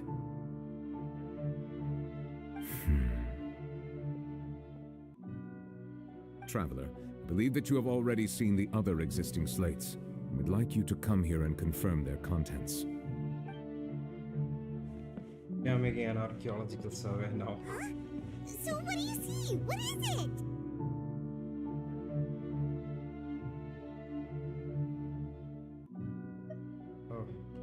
I believe I've now made sense of the Hydro Archon's crime. It has to do with Fontaine's lost history. Huh? Isn't the Hydro Archon just guilty of deceiving her people? Oh, wait, no, that's Farina, and we've already proven that she's not the Hydro Archon. So when you say Hydro Archon, do you mean the real Hydro Archon we've been kinda talking about? In truth, everything that you've encountered in Fontaine up until this point can be traced back to the contents of these stone slates. However, I'm uncertain as to how much sense they currently make to you. Okay, let's try to recall the contents of the other 3 stone slates. Paimon will do her best to help you remember.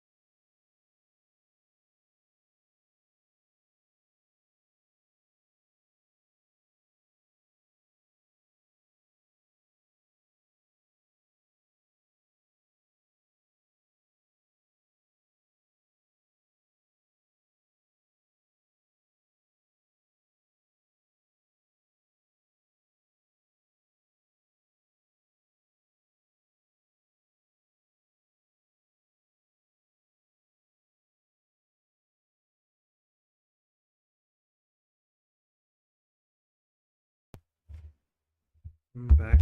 I'm back.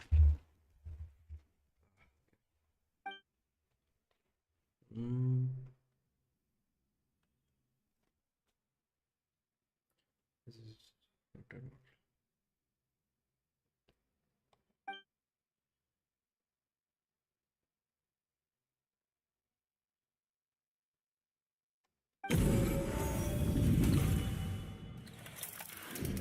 The first stone slate describes what you just said.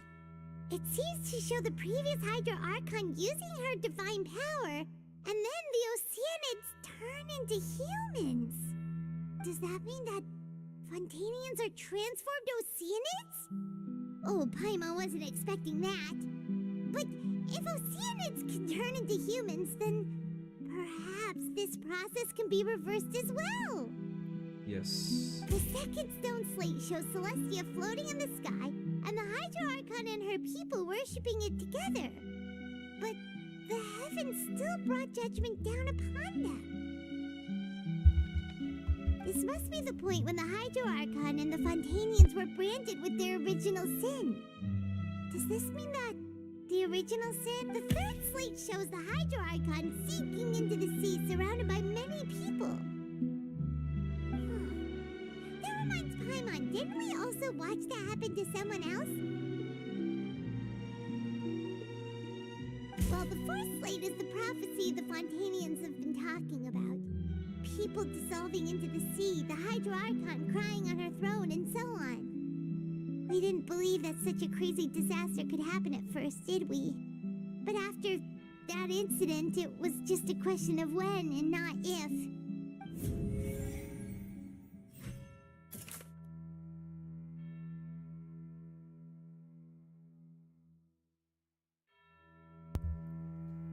The stone slates in the ruin showing the prophecy describe a history of the future. First piece that was originally.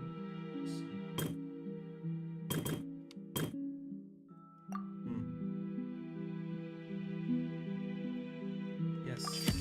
We know from the case of the serial disappearances of young women that Fontainians can be dissolved in primordial seawater, and the first stone slate tells us that long ago, the Hydro Archon used her power to turn Oceanids into humans.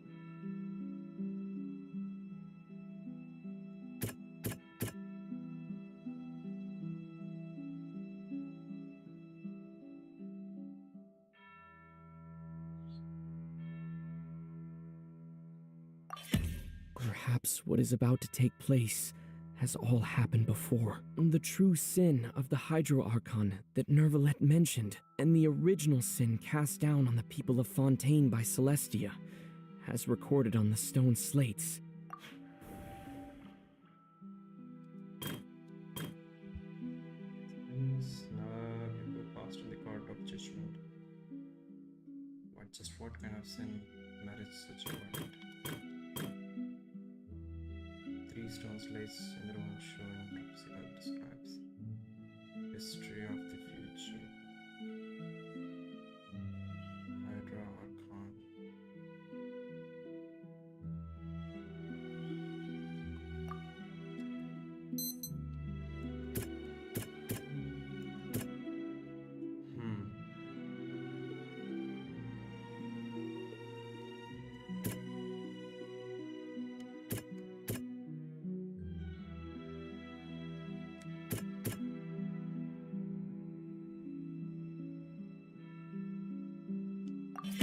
It's not as simple as falling into the sea. When Navia fell into the sea, her consciousness was subjected to judgment. The stone slates show the people gathered around the Hydro Archon in the sea. Could that be alluding to the same thing?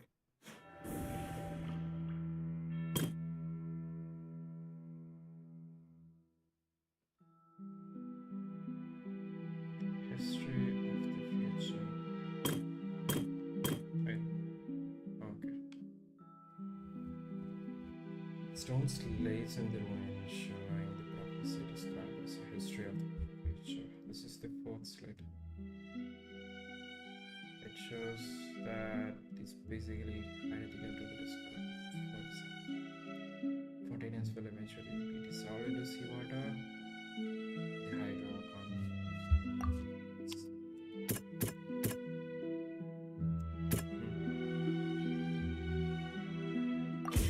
The prophecy from the stone slates found its way into society, but not many people believed it at first. If we hadn't dealt with it in time, things could have gone very badly. They'll dissolve into the primordial sea but won't cease to exist. Their essence will flow in the seawater, converge, and take the form of an Oceanid. The Hydro Archon was sentenced to death in court, shocking everyone present. Perhaps this means that her sin was actually Fontaine's original sin. Navia fell into the water inside those ruins, and she nearly dissolved. She was surrounded by the people of Poisson in a court within her consciousness, and was forced to take part in a trial meant to make her stay. The eruption of the primordial sea at the fortress of Meripede was the surest sign that the prophecy was about to come to pass no matter what. The prophecy's contents can all be verified by recent events. If we combine what we know together, loads of truth should come to light.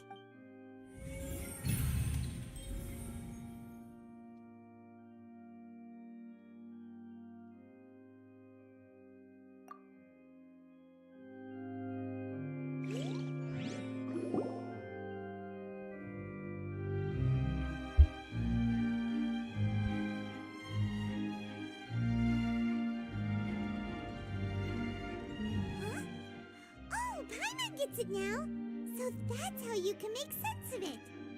But then it feels like we're going to have to share some truly shocking revelations. Let's hear them. Incredible. Linny, did you hear that? We're not real humans. All Fontainians were originally created by the late previous Hydro Archon, with Oceanids as their basis. The evidence for that can be found in how only Fontainians could dissolve in primordial seawater.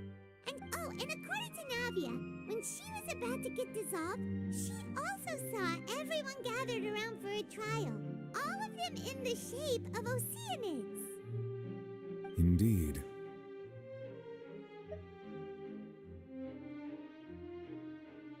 Yeah, and it follows from the content of the first slate that she probably angered Celestia by creating humans without prior permission.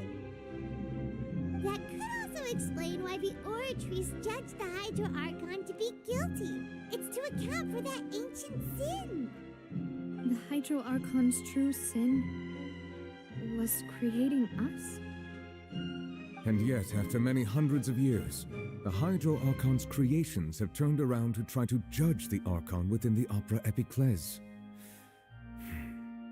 The twists of history are often the most unexpected of all.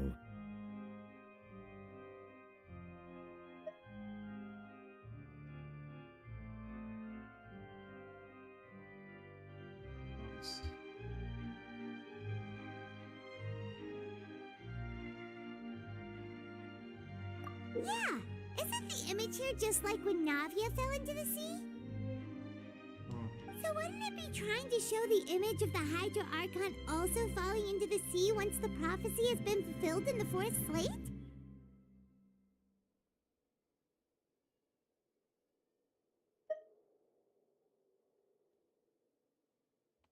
In the end, the people will all be dissolved into the waters, and only the Hydro Archon will remain weeping on her throne.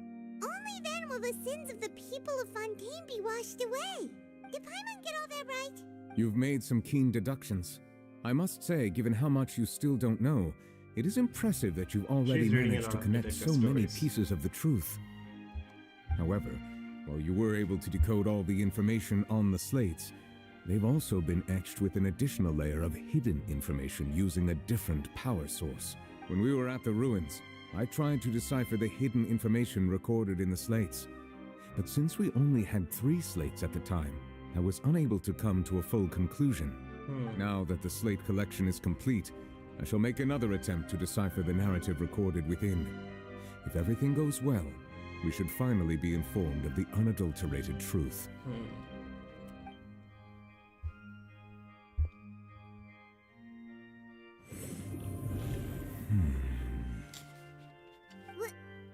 Well? Did you get it? I believe I should share this truth not only with you, but with all the people of Fontaine as well. I will try to briefly summarize it for you. Your hypotheses regarding the origin of Fontainians and the sin of the Hydro Archon were both correct. In the Fontaine of old, the previous Hydro Archon sensed the yearning of her Oceanid familiars for life on land.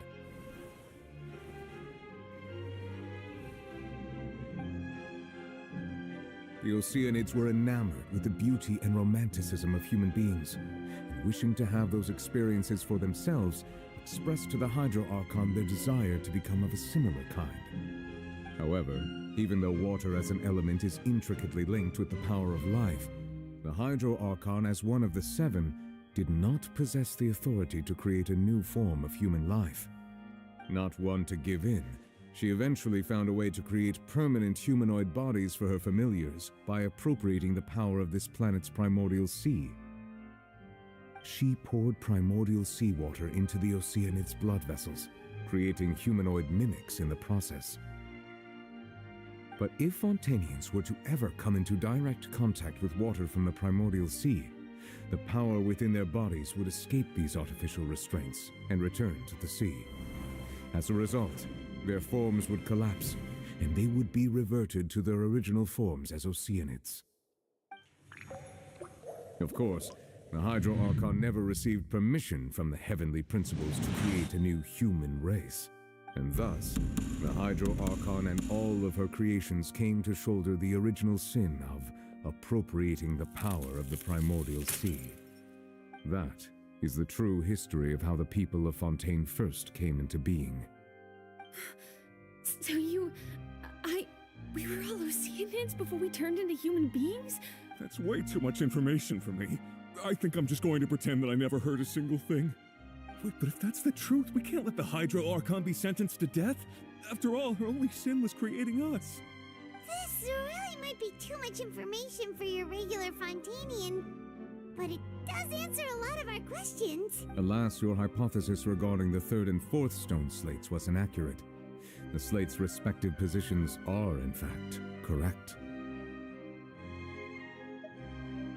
A key point of the visual on the 3rd slate is how all the individuals depicted in the water are humans rather than Oceanids. They have not been dissolved, which implies that the water depicted in this slate is not water from the primordial sea. The nation of Fontaine is the nation of Hydro, as well as the nation of trials and justice.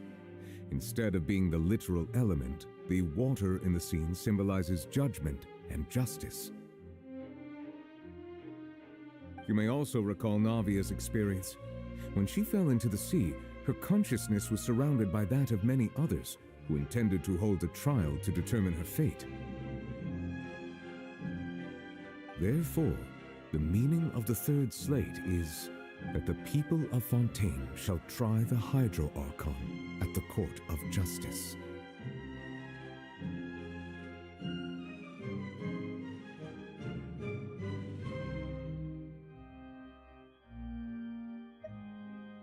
Yes, it refers to our present situation. I think I'm following now. So, what you're saying is, even though we decided to put on this trial to avoid fulfilling the prophecy, in truth, everything we've done has happened exactly as the prophecy foretold. So now, it seems, we're the ones making sure it comes true. What should we do? No matter what, the prophecy will be fulfilled. Is this what it feels like to be a prisoner of fate? If that's the case, Does that mean the scene in the fourth slate will also be fulfilled soon? Traveler, I would like to point out another small fallacy in your deductions. About the fourth slate, you probably thought that the eruption of primordial seawater beneath the fortress of Meripede served as the surest sign that the prophecy was about to come to pass, yes? However, I believe that rather than being a sure sign, that eruption could in fact only be a small warning of something far worse to come. As for the root cause of the catastrophe, I believe you've already encountered it once before.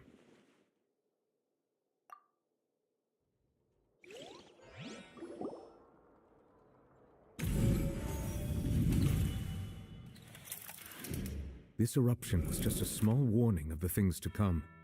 We must find the root cause of the disaster.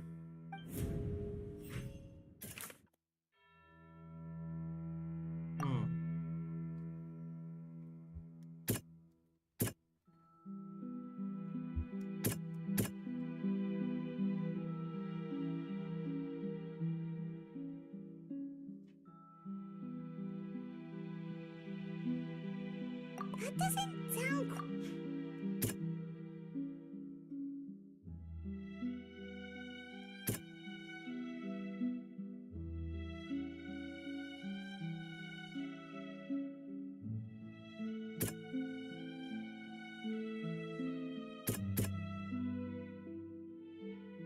That doesn't sound... It was both dream and reality. If we're talking about a true culprit, that could only be that thing inside the primordial sea, right? The truth, the original sin, the trial, and the root cause of the disaster.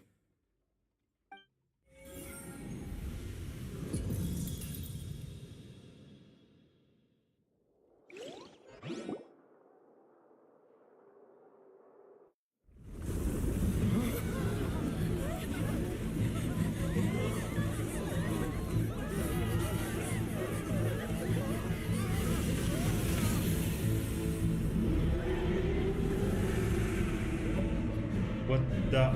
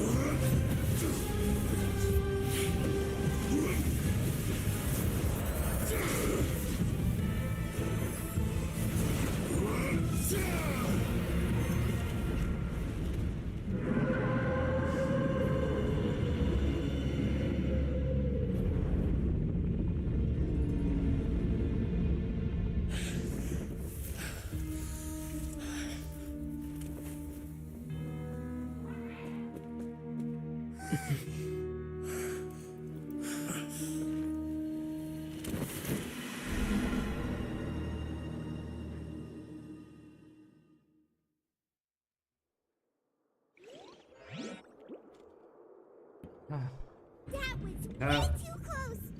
How did that thing just burst into the opera house? Wait, was that the huge whale you saw in your dream? So we've met it at last. I understand very well why it has chosen to make an appearance here. That whale does not belong to Tevat.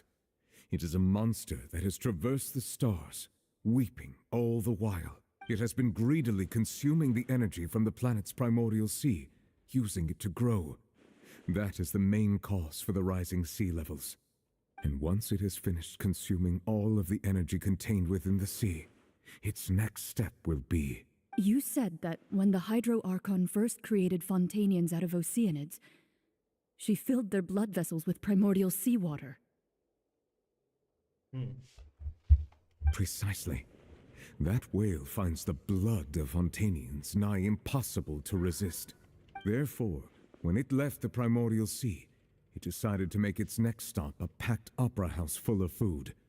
food in the form of Fontainians. We just barely managed to push it back, right? That is correct. Indeed, it is more accurate to say that we should thank that Harbinger for buying us some time. Without him, the whale would have likely come onto land far sooner.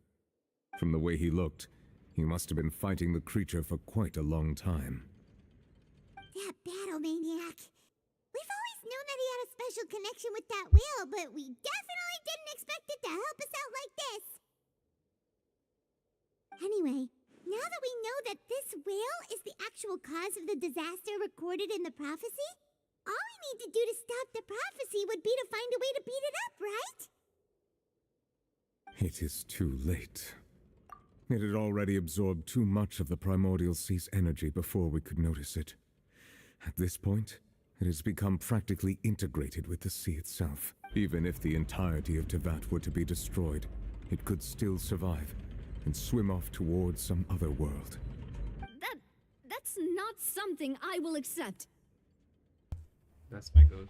We've already done everything we can, and we even found the true culprit.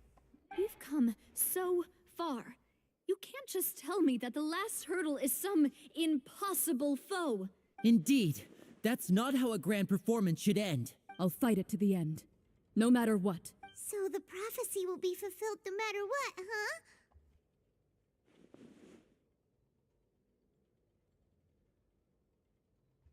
The prophecy. Yes, what has been prophesied will be fulfilled. You may view such things as the history of the future.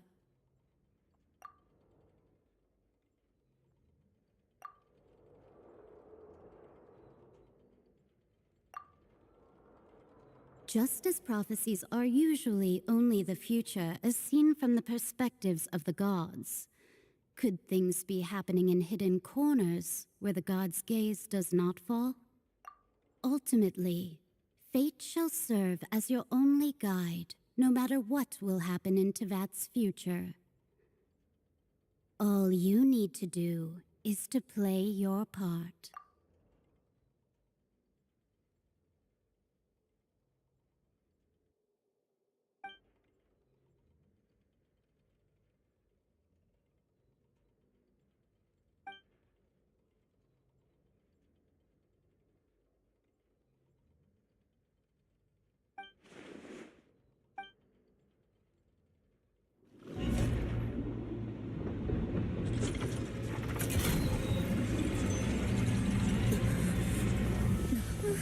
What's happening with the oratories? I believe it is preparing to carry out the death sentence.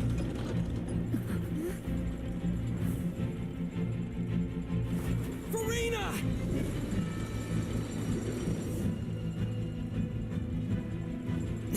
No, I still need answers.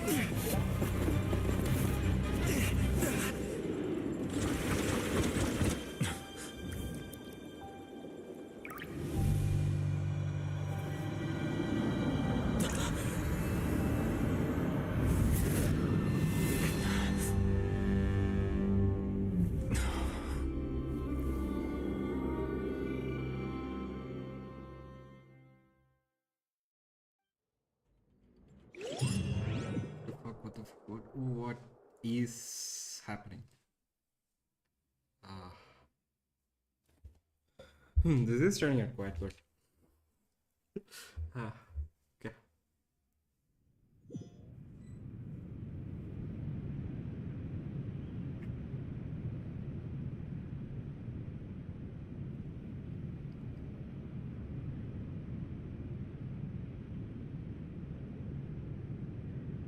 You...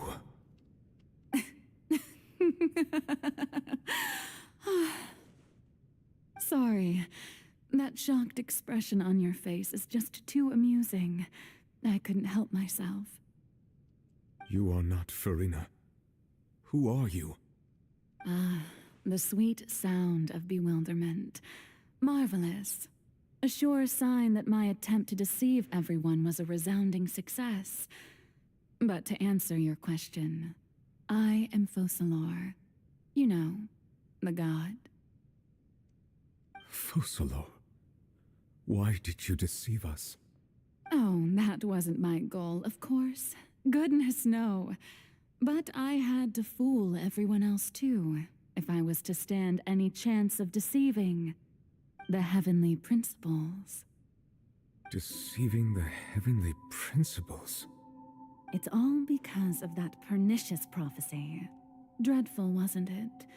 Everyone doomed to dissolve. Fontainee condemned to be flooded. One was not amused. In fact, one was positively bemused when that problem was thrust upon me by my dearest predecessor. That's the former Hydro Archon Enjoyy for the uninitiated. It hardly gets more disastrous than a preordained national catastrophe, now does it?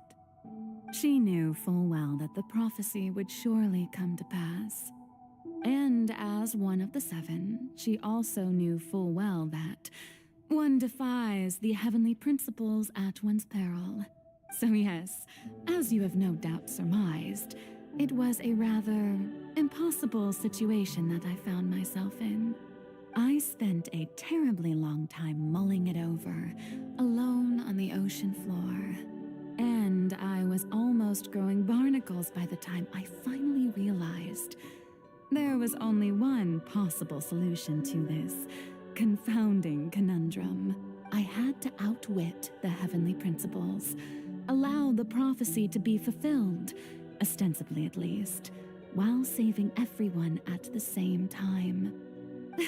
I'm a genius, I know. I can only assume that's why Enjoyy chose me as her successor. Although, looking back now, it was hardly the inheritance one dreams of. Between the task of saving the nation, the quotidian duties of the Hydro Archon, and not to mention the original sin of creating a new race of humans, I dare say she left me quite a colossal mess to clean up. But one can only play the hand one is dealt. I did not choose this, any more than I chose to be one of her Oceanid familiars. So you were also once one of the Oceanids, transformed into a human by Enjoyy's hand. Yes, I was. I always dreamed of becoming human. And I still do, even now. In my eyes, to be human is to be part of the greatest opera ever known. After becoming a god, I separated my divinity from my body and spirit, leaving behind only a self that was as naive and bewildered as my past self on her first day as a human being. The me you see before you now is that divinity, and the human counterpart I left behind, I named Furina. She could feel joy, sorrow, and everything in between. She could be as vain and conceited, or as meek and vulnerable as she wished. Her strengths were of a kind only a human could possess, as were her shortcomings. But in my eyes, Furina's humanity was what made her perfect. She was perfectly human in every way. The person I always wanted to be. Anyway, so then I cursed her. All part of the plan, of course. The plan to deceive the heavenly principles. Do you still remember the final scene of the prophecy? The Hydro Archon alone, weeping on her throne. In order that the prophecy might appear fulfilled, I invited Furina to be an actress, to play the part of the Hydro Archon in the prophecy. Under the curse I placed on her, so long as I, Focalor's divinity, continued to exist, she could not die. But nor was she free to live her life in the pursuit of happiness. Instead, she was forced to take the stage in the opera house, to embrace the role of leading lady, to forever play the part of the god from the prophecy, all to create a deceitful appearance of that prophecy coming to pass. I suppose now you probably understand why your court is called the Opera Epiclese. But Farina is only human, isn't she? Even though she has had a long life, her mind is no stronger than that of any other ordinary human being. I cannot begin to fathom what she has had to endure. It must have been torture for her. It has indeed. And although she is, in a sense, me in human form, I most definitely owe her an apology for it. It's been 500 years, and all along, she's been playing her part in the most unimaginably long, unbearably lonely, and agonizingly painful opera of all time.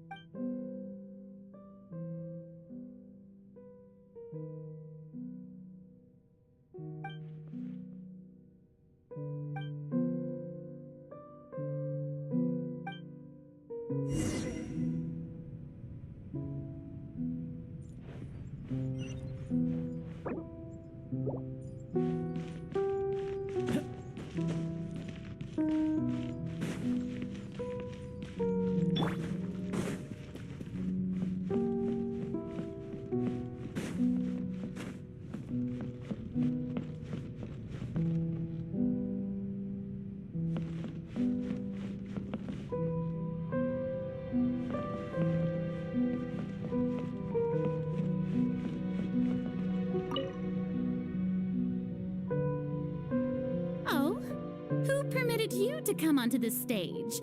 Now, I understand your admiration for my august self, but I must ask you to keep to the rules. All right. It is not my intent to reprimand you. There is no need to state your name. Just be off with you. Do not distract me from my performance. Oh, do not jest. Can you not feel it? I am Focalor. The eyes of countless Fontainians are upon me. I must, at all times, display the utmost elegance and nobility.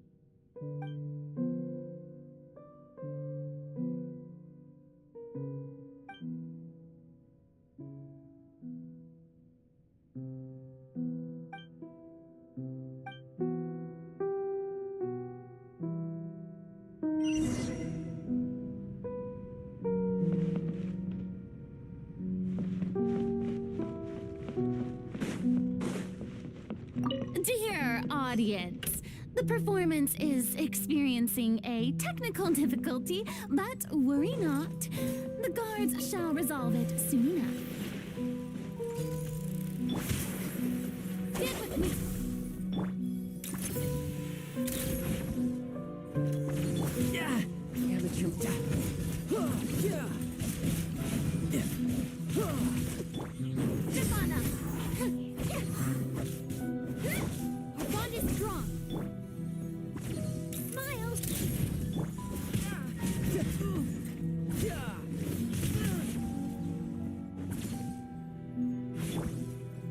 Playing with the controller is hard.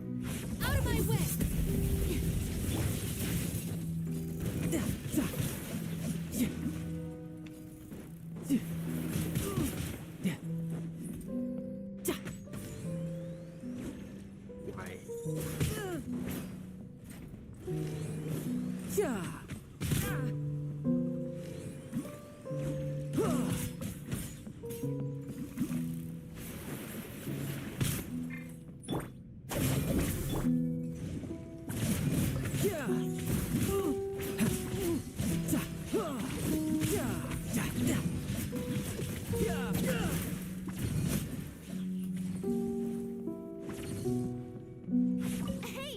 What gives? The audience is still watching me, you know. Guards? Wait, where are the guards? Guards!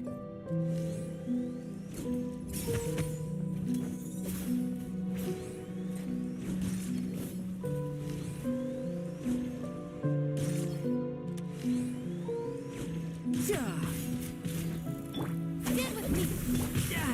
Amateur mistake.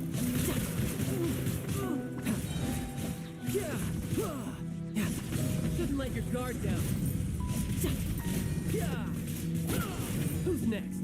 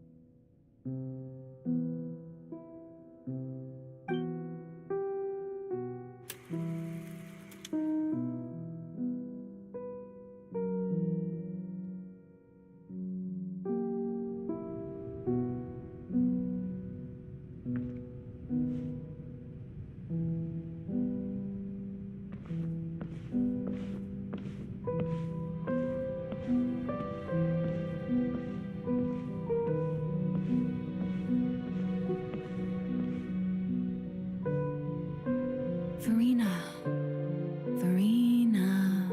Huh? Who's that? Who's calling me? Where are you?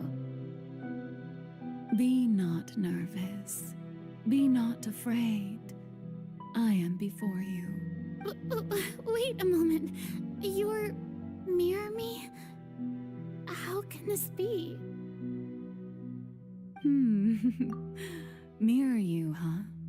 You know what? That's not bad. Let's go with that. Mirror me. What do you wish to say? The prophecy. Have you heard of it? What prophecy? Wait. I know. I don't know why, but it's in my head somehow. The people will all be dissolved into the waters, and only the Archon will remain, weeping on her throne. Only then will the sins of the people of Fontainee be washed away. Oh, very good. What's going on? I can't seem to remember anything clearly. The only thing I know for sure is this prophecy. Will it really come to pass? Yes, it will. And that is why I've come to you. Disaster will come to Fontainee sooner or later. Things will develop just as the prophecy declared. There is no escaping it. But doesn't that mean everyone will die? I'm a Fontainian just like them. Will I dissolve too? Oh, don't worry. Magical meetings exist in this world precisely to give people a chance to turn things around. I will tell you how to save everyone, but you may have to suffer somewhat. Oh, so there's still hope after all. Goodness, you frightened me. You spoke so much and with so much certainty. As for the suffering, well, I will admit that the first thing that came to mind was, why do I have to be the one to suffer? But if the prophecy will come true, I'll also die anyway, right? So if I've already met you as my magical meeting in this world, if there were scales, with all the people of Fontainee on one side and my pain on the other, is it not obvious where the scales should tilt? You truly are the perfect human, my ideal. I suppose this would also be the justice that belongs to you. Huh? Don't worry, it's nothing. Listen well. Fontaine has just lost its Hydro Archon. I need you to play a role, that of the new Archon. Play as a god? That's right. You must begin a never-ending masquerade. You must never let anyone suspect your identity. If you can keep it up, then I shall have my way of defying this prophecy. But should your identity be revealed, then all hope will be lost. But how will I do this? A human assuming the role of a god without being exposed? Don't worry. What you must do is not to turn yourself into a real god. You simply need to play the role of a god as humans imagine them to be. Being a human yourself, I'm sure you already know what such an entity would be like. Remember, your true challenge will not be pursuing divinity, but contending against humanity. I'm still not sure I understand, but I'll try. I'll try to do this. So, how long am I going to have to play this role? To accomplish this mission, you will have to stay on the stage for many, many years. You will endure and not grow old until your task ends. But I promise you, all will eventually end in a magnificent and dramatic trial, and everyone will be saved. A trial? Huh. How exciting. I'll be looking forward to it.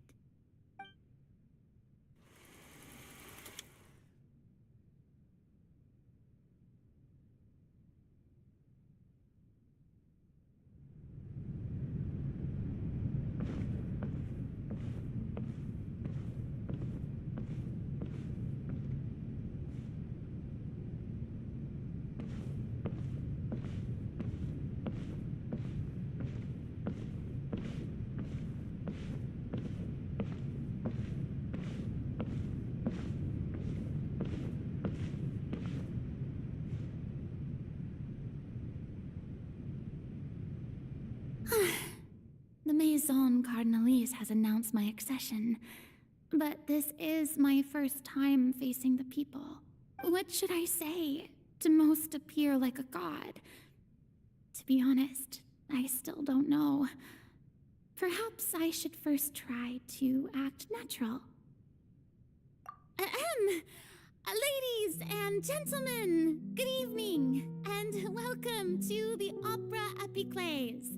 I'm sure you've all heard about how I have taken on the role of Hydro Archon. Indeed, I am Verena de Fontaine, your new Archon. In truth, I know little about becoming a nation's new god, but it will be my honor to guide you all. As the god Focalor, the god of justice, I shall do all within my power to lead you into an age of fairness and justice. Once again, thank you all for coming. If you should have any questions or suggestions, please send them to the Maison Cardinalise.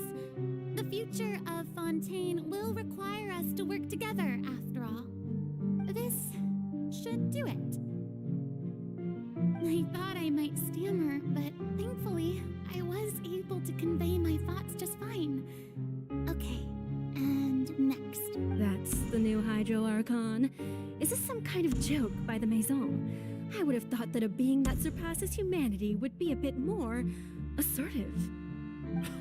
Hey, did you hear that? She even told us to send her suggestions there at the end. Shouldn't gods be all-powerful? She's being so modest. What's the difference between her and an ordinary person, then? If you ask me, perhaps the succession didn't actually happen. She might just be a Maison-backed puppet. Wait, what's going on?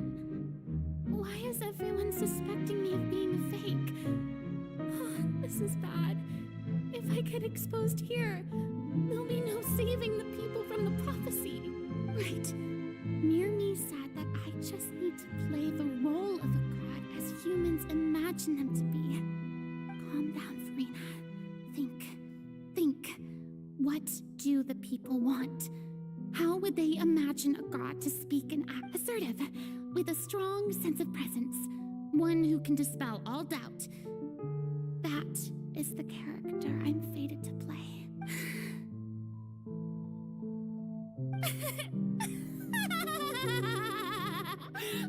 Oh, very good, my people. Only ones such as you are deserving of my rule.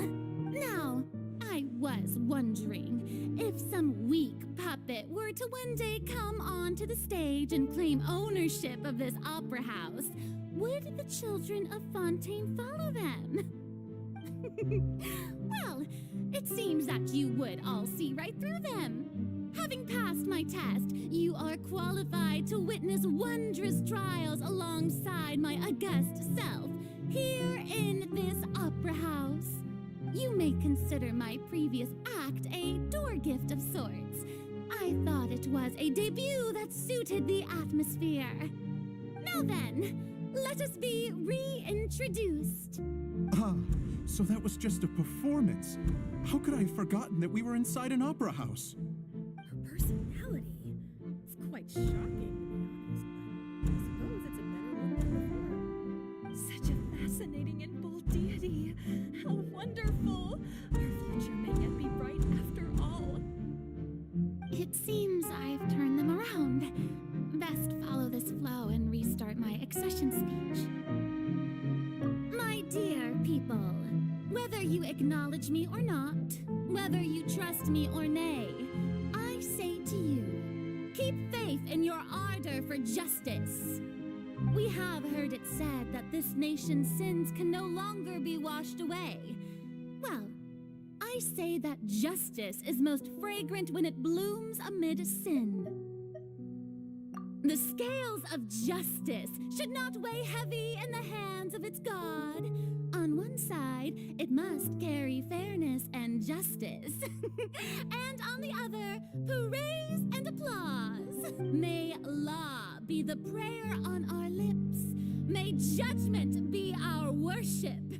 Let us light the fires and drink to the future of Fontaine. There is no trouble in this world that justice cannot solve. All that is needed is for you, my people, to believe in it, heart and soul. So long as I, the Archon Focalor, stand within the Opera Epiclese, so long as I stand before the oratrice, I shall even judge the gods of this world!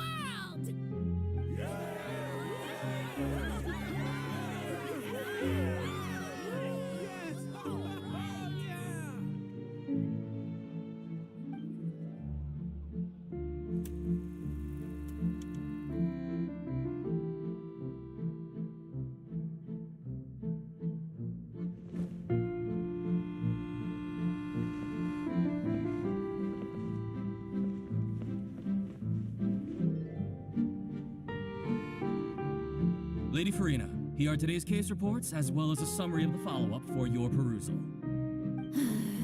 Come now, was I not just at the Opera House in person? Leave these kinds of things to Neuvillette.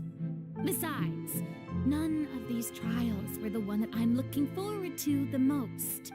If I may be so impertinent, what kind of trial are you truly looking forward to? A magnificent, dramatic, and wondrous trial. A trial to end all things. How could you hope to understand? That's true. I fear I lack the ability to grasp your divine thought, Lady Archon. No need for fright, and do not take what I said before too seriously. Go now, do your duties. The trial I await. It will come one day.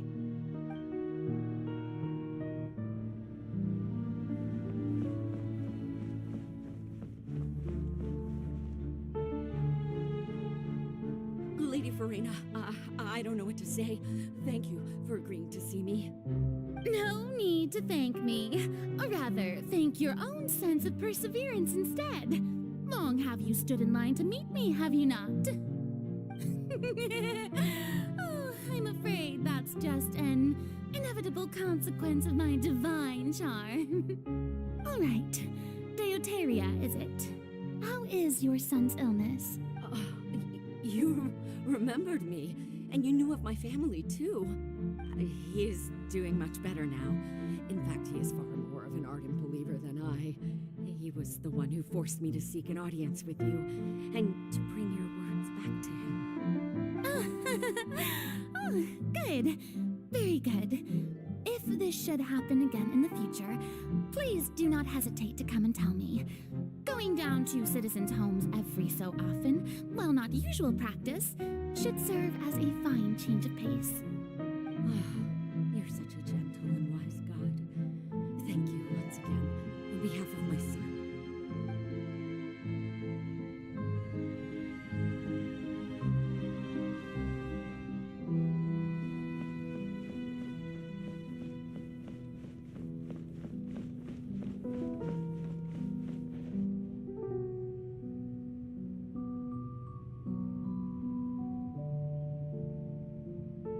Lady Farina, here are the latest hydrological reports. As for the specific parameters you asked to take note of, I'm afraid things still don't look good. I see. It's as I thought, then. As your god, I did already expect this, but I wanted to see how far your human wisdom would allow you to analyze it. All manner of signs indicate that the prophecy will still come to pass. Forget it. That's not something you need to worry about right now. Well, as I understand it, the Fontainee Research Institute is also trying to find a way to counter the rising water levels. Really? Have they found anything? I'm afraid that they haven't found any effective solution thus far. Oh, is that so? Well, no wonder. This issue has reached the realm of the gods, after all. Still, their spirit is praiseworthy.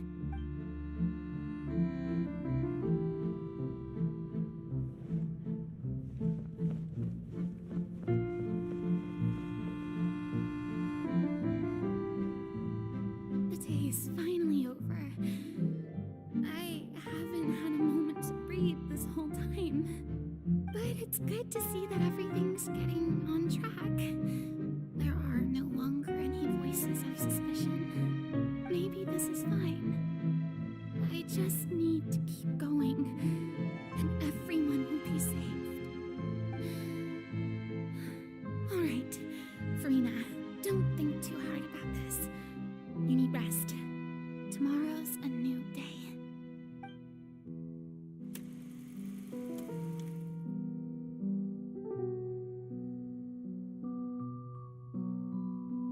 Lady Farina, here are the new trial reports for the latest cases, as well as a summary of the follow-up. There'll be no need for that. I've seen them already. There's no need to go back over scenes I've witnessed in person before. Lady Farina, I've waited so long for this chance to see you in this manner. Indeed, my dear, loyal citizen. This joyous moment is an honor for us both. Lady Farina, we're detecting significant hydrological anomalies near Poisson. Understood. Keep monitoring. Keep me informed should anything come up at the Institute. I don't think I let anything slip today. I must show the people that there is nothing to worry about. I just don't know when these days will end. I feel utterly exhausted. Best to rest early today, too.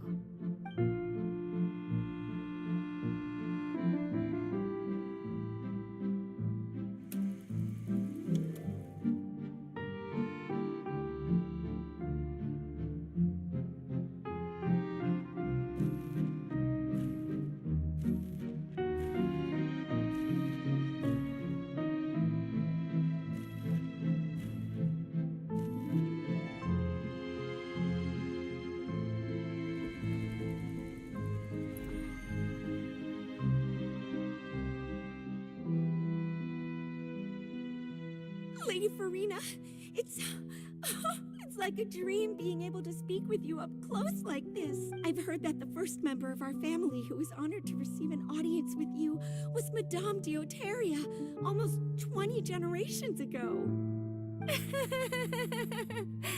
And what a fine family yours is indeed.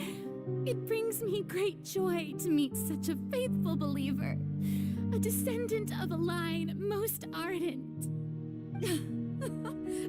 Surely you exaggerate, Lady Farina. My lady? What is it, good citizen? Are you crying?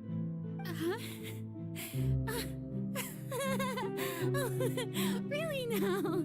I didn't even notice. This must be the overflow of hydro from my person.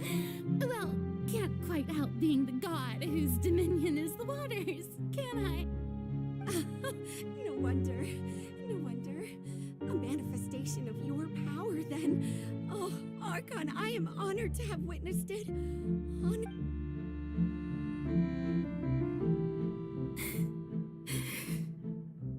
So interminable.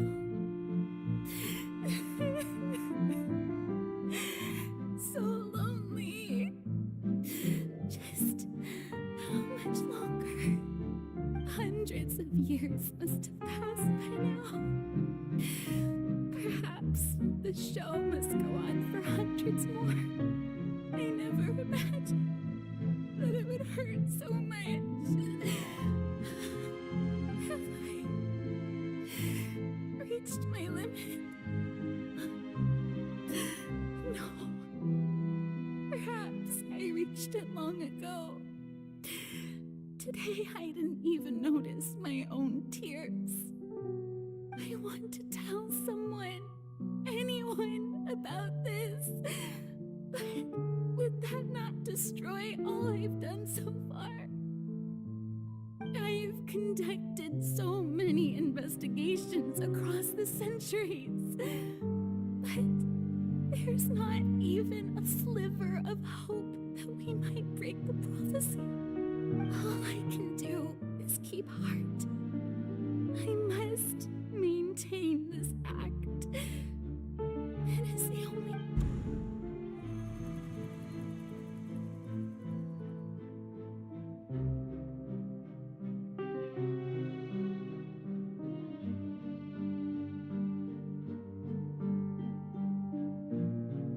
Farina, you don't have to shoulder this burden alone, although I don't know what you might be keeping from everyone. Your people are more than willing to share your burden with you.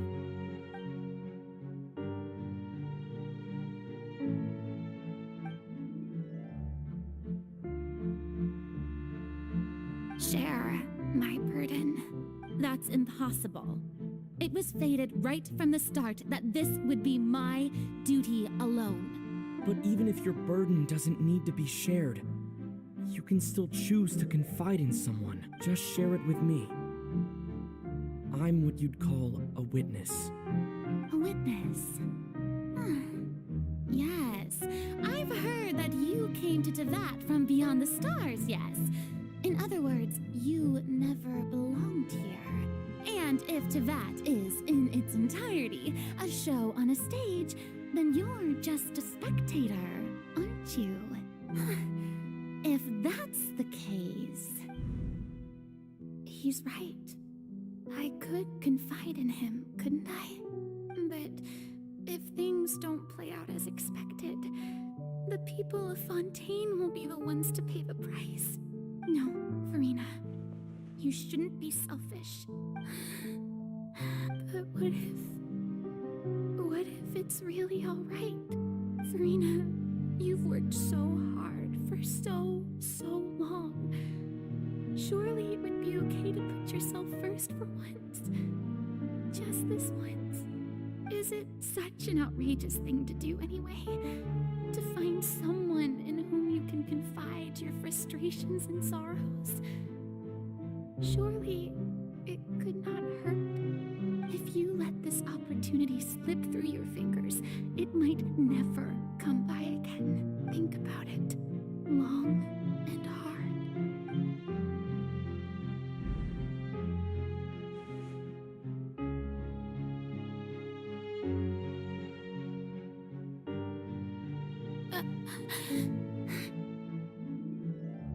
No, I have nothing to say.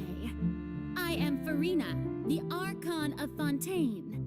Everything will surely get better. All you need to do, dear spectator, is to witness my performance until the curtains fall.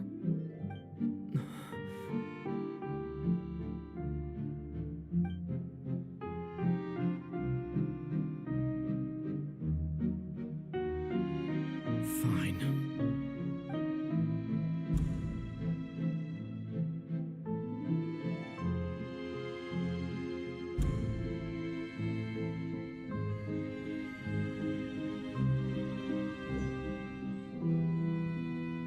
So even Farina doesn't know the truth?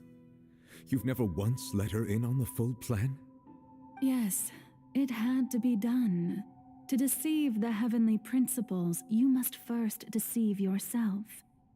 She did very well. If she had let her resolve falter even once in these 5 centuries, Fontaine would have been doomed to the most tragic fate. It seems that trusting humanity was the right decision after all. I believe that I understand how your deception works, but that is only half the truth, is it not? How would you build on this foundation to save the people of Fontaine? That is the most important thing. Ah, good.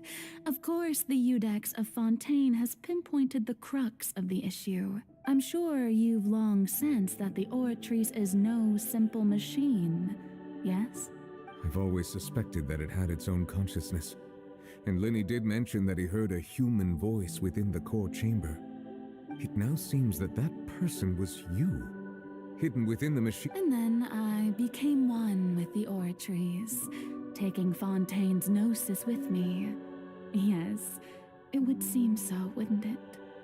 Alas, your understanding of this device still lacks sufficient depth. In truth, it is no enactor of justice.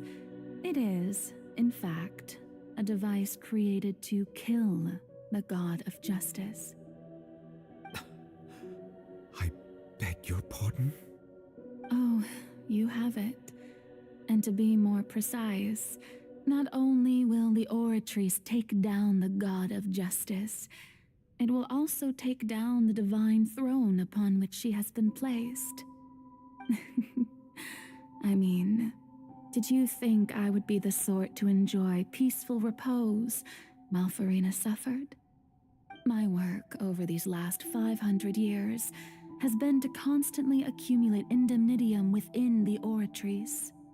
But really, some have already discovered that only a small fraction of the energy generated by the device was ever used to provide power to Fontaine. The vast majority had to be, accumulated to enact this death sentence. It was all a part of your plan, then? Both the trial and the sentence? Indeed. This